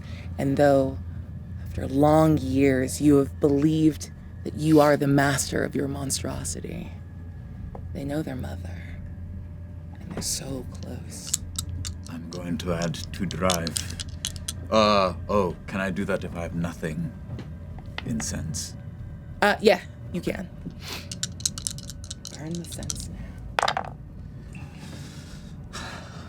A 1 and a 6. He knows how to do the dramas. That was delightful. The question is, which one are you going to take? The gilded results or the other? I don't think I have much choice in this matter. I have to take the 6. Okay. You feel it. And you feel the beginnings of something crawling up the neck of your fine-cut shirt. But it stops. It yields. And you hear her on the other side of this blind corner beginning to growl. Don't make me wait. And footsteps begin to move across the room. What's the play, Raj? There is no play, Oscar. We fight for survival. Cosmo rolls out into the opening. Oh, God. What you see in front of the serious man who is hung behind and just watches serenely. The woman that walked forward, that was a nun, too beautiful. Proportions picked along lines that feel more mathematical than possible. And yet she was real and in front of you and inspiring feelings that maybe you have not considered in a very long time. That falls away. She releases herself, releases form and continuity, and she becomes this thing shifting algorithmically, fractally, across line and form and sinew. Her limbs lengthen. You see musculature roping under her skin, and the monstrosity of her. Everywhere you look, wherever your eyes linger, Cosmo, you see a mouth begin to form in the line and shadow of her shoulder and neck, across the fingers that now stretch outward, that terminate in two long of claws. The form of her when she was a nun and human was beautiful, but the point of her is a maw, and she's moving towards you, smiling with too many mouths and too many teeth. I managed to tear my gaze from her for a moment to look at the man in the distance as she closes the distance and say, "Hello again." And I grab the brass knob on the end of my wheelchair and pull out an ancient brass dagger couched inside to meet this woman as she attacks. And the blade cuts through my own hand and glows pale blue at her approach. Amazing. She sees it. She smells blood. You've made it easier. You've opened yourself to her, and she loves when you open yourself to her. And she's going to pounce at you. I need you to try to roll to resist this. As a monster flings themselves in your direction gleefully. I don't. I sink the blade using my ghost blade ability. You take a body mark for using your ghost blade. Yes, you attune a ritual knife to yourself if you coat it in your own blood. It is particularly effective against magical beings. And I stab knowing that she will reciprocate, and then some. She falls onto you and folds around you, and you feel the bites of 100 mouths shifting again and again and again. And then one of the mouths screams as you plunge the ghost blade into it, and beyond expectation, she rears back, blood pouring from a set of gapped, jagged teeth emerging from her left breast. You're gonna take 2 body marks. I loll terribly in my chair, holding an ancient Fairen blade of crude blonde. If I may. Yes, please. Well, I actually have a question. Sure.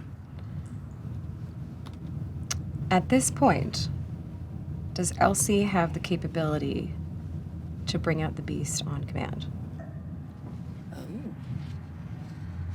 What a fun question. It's so early in your story, and mechanically, we have a set of triggers that this is the onset. Anxiety and panic stack, breath caught, pushes you to a brink. But I don't know if you've ever chosen it before. I don't know if I have either. I'm wondering So if I what if could we roll? try Yeah. choose now. I'm gonna let you tell me what you're going to roll to see if you can summon this yourself. I want to try focus because I want to try to see if I can pinpoint and almost try to commune with it and say that you're going to come out, but you're going to come out and I'm going to be there with you. A concession. Communication. This feels good. I think Cosmos speaking to you in that strange ancient tongue has alighted on the idea that it can be communicated with and treated with. Go ahead and make your focus roll. No one can assist you. That's fine. And the stakes are thus. A full success or a miss will allow you to transform. But only one of them will allow you to control it. Okay. This seems like a good chance to use a couple of drives. Burn them now. Where else would they come in? So I can roll. Should I just use all my drives? Smoke 'em if you got I'm 'em. gonna smoke him if I got him.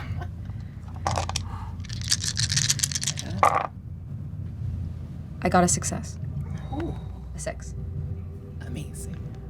I'm just gonna ignore the skill to die, which was a 1. I like that you put it away. I don't want to even look at it or touch it. Yeah. Go in the corner. What does it feel like as you begin to spin yourself up into this of your own volition for the first time? So, I think the intensity of telling Raj, of seeing him take Scarlet, of all the implications that is, of having killed one of my only friends, and now seeing one of my only other friends being like one-on-one with this horrible beast, I think the panic is starting to come. But it just happened. So there is this sense of, not again. You don't get to do this to me again. Not without me being here too. So you can come out, but you're going to play nice. And I let the transformation begin to happen, but this time, it isn't as intense. There's almost like a calmness to it, as my arm extends and my legs extend. And as I start to transform, I say in a voice that is part beast, but part Elsie, "Get behind me." And as I transform, I'm going to lope into the room and put myself between Cosmo and the maw. And I will add to that. You speak, "Get behind me," you think it. But the beast, this thing that you are, is a thing of stories and tales told to children in the Fairlands for centuries, millennia. It is not of the language that you use. So when you speak, only those that speak ancient Fairen understand you. The rest hear growls, words, syllables, hard and sharp, filled with great power, as the beast within you is pleased at a target. And you see the maw, this terrible creature, bleeding, confused by her moment of triumph, takes a step back. Confused, concerned for the first time in a very long life. Before I have your beast attack, is there anything anyone else wants to do or put into play? In the panic of seeing the beast again, I rush over to Cosmo and grab his chair, and as fast as I can, run behind Elsie and back to where we came from to get him to safety. Thank you, dear.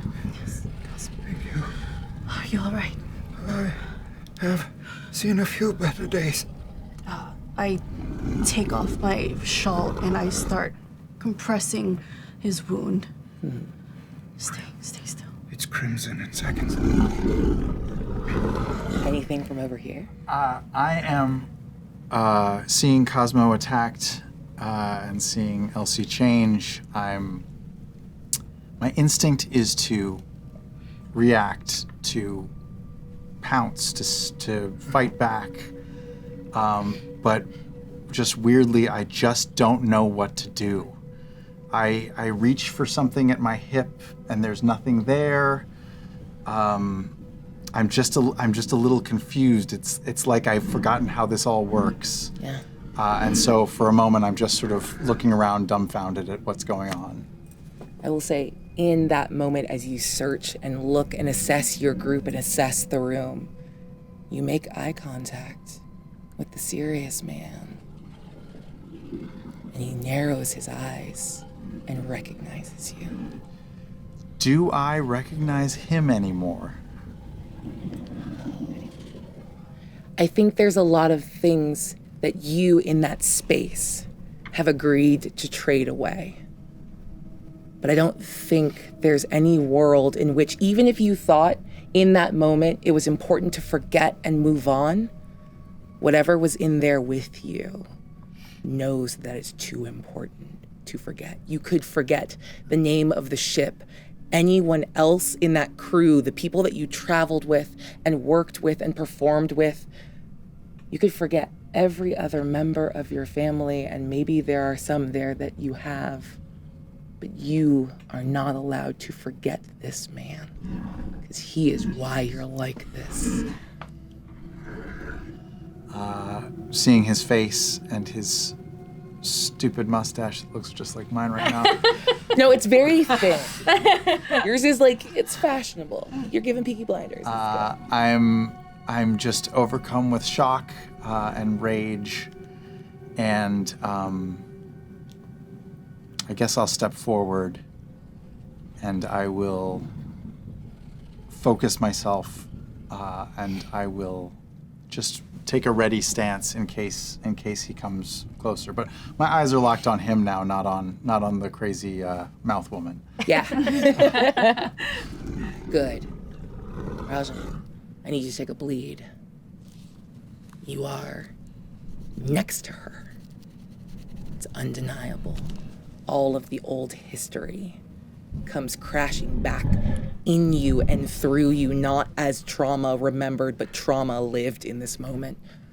What do you want to do as your friend, Elsie, or whatever she is now, truly is now, begins to attack? I've never seen anything so beautiful. And I certainly won't leave her alone. And I have never seen more looking like she was on the back foot. And I hear a voice in my head. Mother Mercy, ensconced in white. And I recognize my mother tends the hungry day and night. And I hear my sister Attica. And I continue the nursery rhyme, which I now know to be a chant of binding. Loving mother to the poor, and I start to loosen my cravat. Dare not enter through her door. No. Mind this verse, Stop. lest you should meet. Stop! Please mind her smile, and mind her teeth! Your name is known to me, Great Maw! Now unbind us from tooth and claw! Mouths across her body snap shut, and you see the shifting thing begin to freeze and panic. So the normal way we agreed on resolving your beast was never about a roll. It was never about mechanics. It was about destruction. 1 for the 1 success. You need to do one great and terrible act to sate the beast and return to yourself. No roll required. What do you do? I would like to plunge my claw into the maw's chest, and if I can find something approximating lungs, crush them. Yeah. You plunge in with an arm like the knuckles of a gorilla, like the claw of a badger, like the sharp spike of a mantis, and a mouth slowly beginning to freeze itself shut, opens enough to scream in defiance, and you plunge in past it. You touch something soft. There's nothing soft about her like this. You grab, and you pull, and you crush, and you feel it. What breath is, what it means. It is not just air. It is a soul. So much of old Fairen death culture is around breath. Protect the breath, keep the soul in the body so that it doesn't wander this world. But you feel it now because you are like it, magical and wrong. And you crush it. And I want to ask you, you feel the soul beginning to move through your fingertips. Do you let it go? Or do you take that too? How much of a monster are you right now, Dr. Roberts? I don't think the beast would discriminate. So, if it's possible to crush a soul. My grip tightens. You crush the lungs. You crush the body. You end the life. And you feel yourself in tune with the beast. But this, it knows as a predator. Lashes out, snaps at the air over the maw's crumpling form, bites the soul, dispels it, destroys it, takes it into itself. And your beast is a little worse now for it. The line of the mouth gets a little longer. New rows of teeth. An impressive addition to a terrible creature. That's it. A terrible act. If you want to try to hold on and continue a rampage, I'll have you roll again. But you do feel yourself beginning to calm down and move back to yourself as the serious man in the back, seeing what has been done, is about to bolt past you towards the only exit. And this thrall, even with the thing that compelled it to throw itself away for a cause, for a goal. There's no tether. There's no magic to break. This is simply its truth, his truth. And he will continue to bludgeon himself to death against the wall. I'm going to let myself return to Elsie with the understanding that whatever I just did, I think I've made the beast even harder to control, not easier. I think that makes sense. You see the serious man begin to sprint past the returning form of Elsie, and he's going to try to push past you to get out the door. I think I will just sort of buckle down, lower my shoulders, and try to run up and tackle him as he goes. Yeah, go ahead and give me a strike roll. Strike? Okay. Knockdown is one of the 3 listed. Yeah, I will use drive. Why not?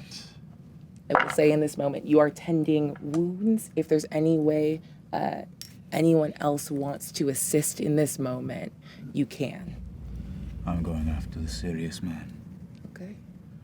I rolled a 3. On the gilded. Okay, you get your drive back. Something. You lower your shoulder, and this man, who's maybe only an inch or two taller than you, barrels through you with a strength you didn't expect. You wheel and turn. Please take a body. Sure. And you stand as the last line of defense as Madame Glask and Cosmo are off to the side, tending wounds. Last chance. He'll get away. What do? You know him too. How many walks did you go on, spotting him and your mother in quiet conversation? Your past really is coming to haunt you tonight, and it's getting away. No. No, he's not. I take my pointed ring and gouge from shoulder to navel. Everybody's fucked up. And tear the remnants of my jacket and shirt, revealing paper and hexagonal cells,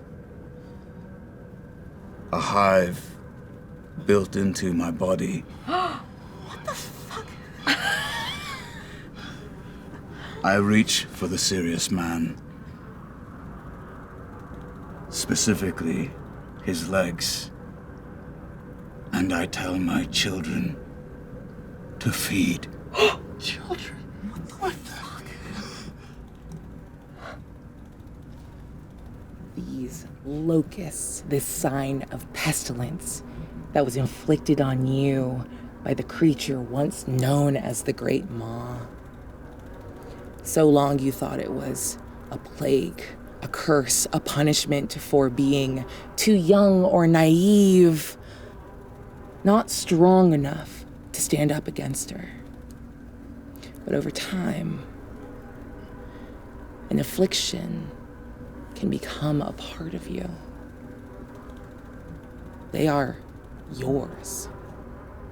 And for the cost of 2 bleed, they will follow your directions perfectly, where often they only follow your energy and swarm and bite and sting as they would do. Do you accept this cost?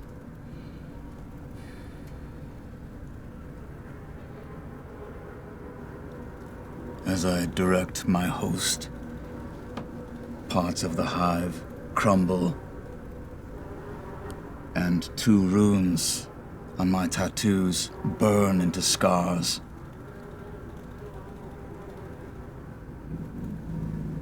My claw marks start to travel across my face,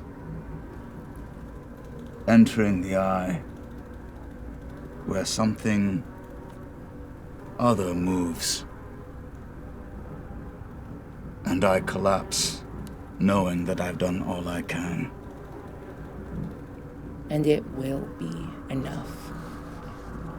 From his legs, you all watch the direction in which he reaches and points. The little bit of light given by the hand torch that he was holding and directing the work with, casting shadows across the room, but never on himself. They swarm at the ankles and move upward, ripping away clothing, fine, but maybe a little strangely out of date. They leave welts and scabs and scars as they go, moving up, feasting, eating, building on themselves impossibly. A hive becomes a swarm, becomes a pestilence, becomes a plague, and this serious man is lost within it. Does it look like he's gonna die? Yes. I'm gonna call out, stop, please, you can't do this. You can't let him die, stop. He falls to the ground unconscious. Can I? What I do you have to do to try to stop this? I have. I went back to being normal. Okay. And I have resuscitate. Well, did you take a scar just now? I took, yes. So, resuscitation, when a nearby ally takes a scar, you can make a focus roll in an attempt to immediately revive them. Oh. Damn. On a 6, it works. Oh boy. Though they still receive the scar, they're back on the feet. On a 4 to 5, it will cost 3 drive points of your choosing. Oof. I'm gonna do it. Okay. I used all my drive on the last one, so it's just gonna be... Is there a way I can assist him? Oh, well, maybe I don't need to. Should I take... I'm gonna take the mixed success so I can get a drive back, but it was a 5. Okay. That matters. Okay. So I'm going to, seeing what these guys are saying and with what little strength I have left, I'm gonna But you still have to spend 2 other you still have to spend 3 drives on a success. Then I should just take the 6. You should just take the 6. Yeah. So I'm extremely fatigued at this point, but hearing them shout, I'm going to drag myself over to Raj and flip him over and start doing whatever resuscitation means. Whatever that looks like. You are looking at a man whose face has split open and the hive in his upper torso has collapsed. So we can say that this is less of a medical event and more Emotional. Yeah, it's an emotional connection. It's a reaching with the thing beyond what you know exists in this world. To do so, you will take a brain. Mostly because this is a stressful situation. And you are pushing yourself. Raj said, Call them off, damn it. Raj, wake up. My right eye opens, and in a kaleidoscopic effect, I can see Elsie in a fractal of 9, and the serious man in the background, and I only have the strength to whisper to my children, death is too easy for him. You let him live, but barely. Suddenly, they all stop. The swarm. Doubled, tripled, tenfold. All drop to the ground dead. Your hive will be back. They always come back. Oh no. But the serious man is alive, but in shock on the ground. What shape is his flesh in? He's looking pretty bad. Just ripped up by bugs. And like all of it's like he was attacked by swarms and swarms of different things, biting things and stinging things together. So there are welts of stings and welts of allergic reactions and bites and chews and blood. But he's alive As I'm eating, and shaking. As I'm eating Cosmo, I ask him, Cosmo, who is this man? Why did we let him live? It's a full circle today. For my father and I. Father. Oh, yes. I'll go over and examine the body while he's talking. Is that your father on the floor? No. That one is. I'll pick up the man and turn him over and see if it's the same face I remember, if it's him, if he's there, if he's alive. Yes. He is hyperventilating. It's very shallow breathing and ragged, but he is alive, just barely. And you recognize him from the day you became whatever this is. A ritual gone wrong or right at his hands. And then, in a moment of conflux as your ship broke, he left, abandoning his work and whatever great magic he called into the world, foisted on you. He loses consciousness, but he is alive in your hands. I can scarcely believe it. Yeah. Can you, Doc, are you okay? Can you stabilize him? We need him alive. He has answers that I need. The Elder Grimm.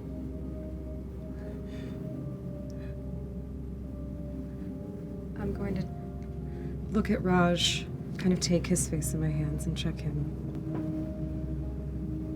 And then gently put his head down and then walk over to this man. And I suppose I will try to tend to him. There's a lot happening right now, just to interject.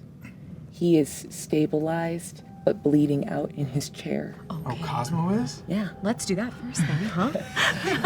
You have the serious man, unconscious and in various states.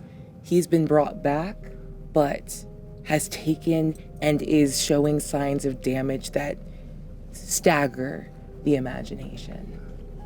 I would recommend that you take the spoils of victory here and now and recover in safety somewhere else. That sounds like a good idea. I just barely managed to lift this thousands of years old dagger and slot it into my chair, and you hear old metal scrape as it slides back into. Cosmo, I call Elsie over. I scream, Elsie, please! And I put more pressure on the wound. I'll lift up the man, seeing Cosmo hurt. I'll just try to shoulder him and carry him out. We gotta go. We gotta save him. We gotta go now. It will take effort, but outside of the danger of the serious man and the great maw, you have time. You can make your way back, make your way up the gentle slope of dirt and debris that you came down into this random tunnel in Newfaire, a dead end, but no, not really. Time it. Sneak. Hide. Make your way back. Get back to the safe house, the chapter house, the Antiquarian, and recover and figure out just exactly what happened here after you rest. Can I ask one question? I am able to get out on my own feet. You are, but barely. I can't leave a thrall of Ma alone down here to waste away. Yeah. And so I gently place my hand upon his chest. I take the core sampler and I ram it home, and the blade from the tube runs through his front and spikes him to the wall in the back. And I wish him an easy and quiet rest. I think that's a good place to end. Because only you, with all of your knowledge of what your sister went through, what the maw is capable of, and maybe the little bit inside of him that remembers himself and what he used to be and can watch himself reduced to whatever this is, will know what great mercy you showed here tonight. And with that, we will end the first episode. That was just one of our That felt like chapter. 20. Oh my It's god. a season. We got orcas and mantises and bees. Yeah. Oh my god, it's a petting zoo. Oh my. Oh my. Jeez. Okay. Before we go, as we're kind of transitioning out of heavy shit, let's do the thing we didn't really get a chance to do at the top and introduce yourselves and a little bit about your character to the audience before we go. We gotta get a little aftercare in here. It is heavy in the club. Let's change the music. Do we have some Cardi B? No? Right? It's not on my stream deck? Wild. Let's start with actually you. happening at the end? Like, we can talk about what has just transpired, or? Well, this Keep is it just a vague. little On the quick ride home. introduction because no one knows who any of you are. And then we'll get into all of the fallout from that next time. Great. I am Noshir Dalal, playing Professor Rajan Savarimutu, scholar / professor. Slash B-man. / beekeeper. He's a beekeeping aide. Eddie Izzard bit. Do you know you're covered in bees? I am Sam Riegel. I am playing Oscar Carey Grimm. And that's it. That's who I am. And I'm very surprised at everyone's very intense backstory. Because yours is super chill. I think everyone at this table is like, I've got something good. But nope, it's not as good as the next one. I am Gina Darling, and I play Madame Glass, owner of the Glass Cat Casino and discreet brothel. Am I the only normal one here? Who knows? We'll find out. No such thing. Hi, I'm Ashley Burch. I play Dr. Elsie Roberts, and I am half woman, half beast. In real life. In real life. I am Liam O'Brien. I'm playing Cosmo Grimm. I've been in Candela Obscura for many, many decades, and I work sometimes with my father. Hi. What is the skincare routine? Long Yeah. story. Long story. Drop Very the long product. story. And I have been Aabria Iyengar, your overjoyed storyteller here for the Circle of Tide and Bone. And we'll see you next time. Until then, take a deep breath. In, out. Is it Thursday yet?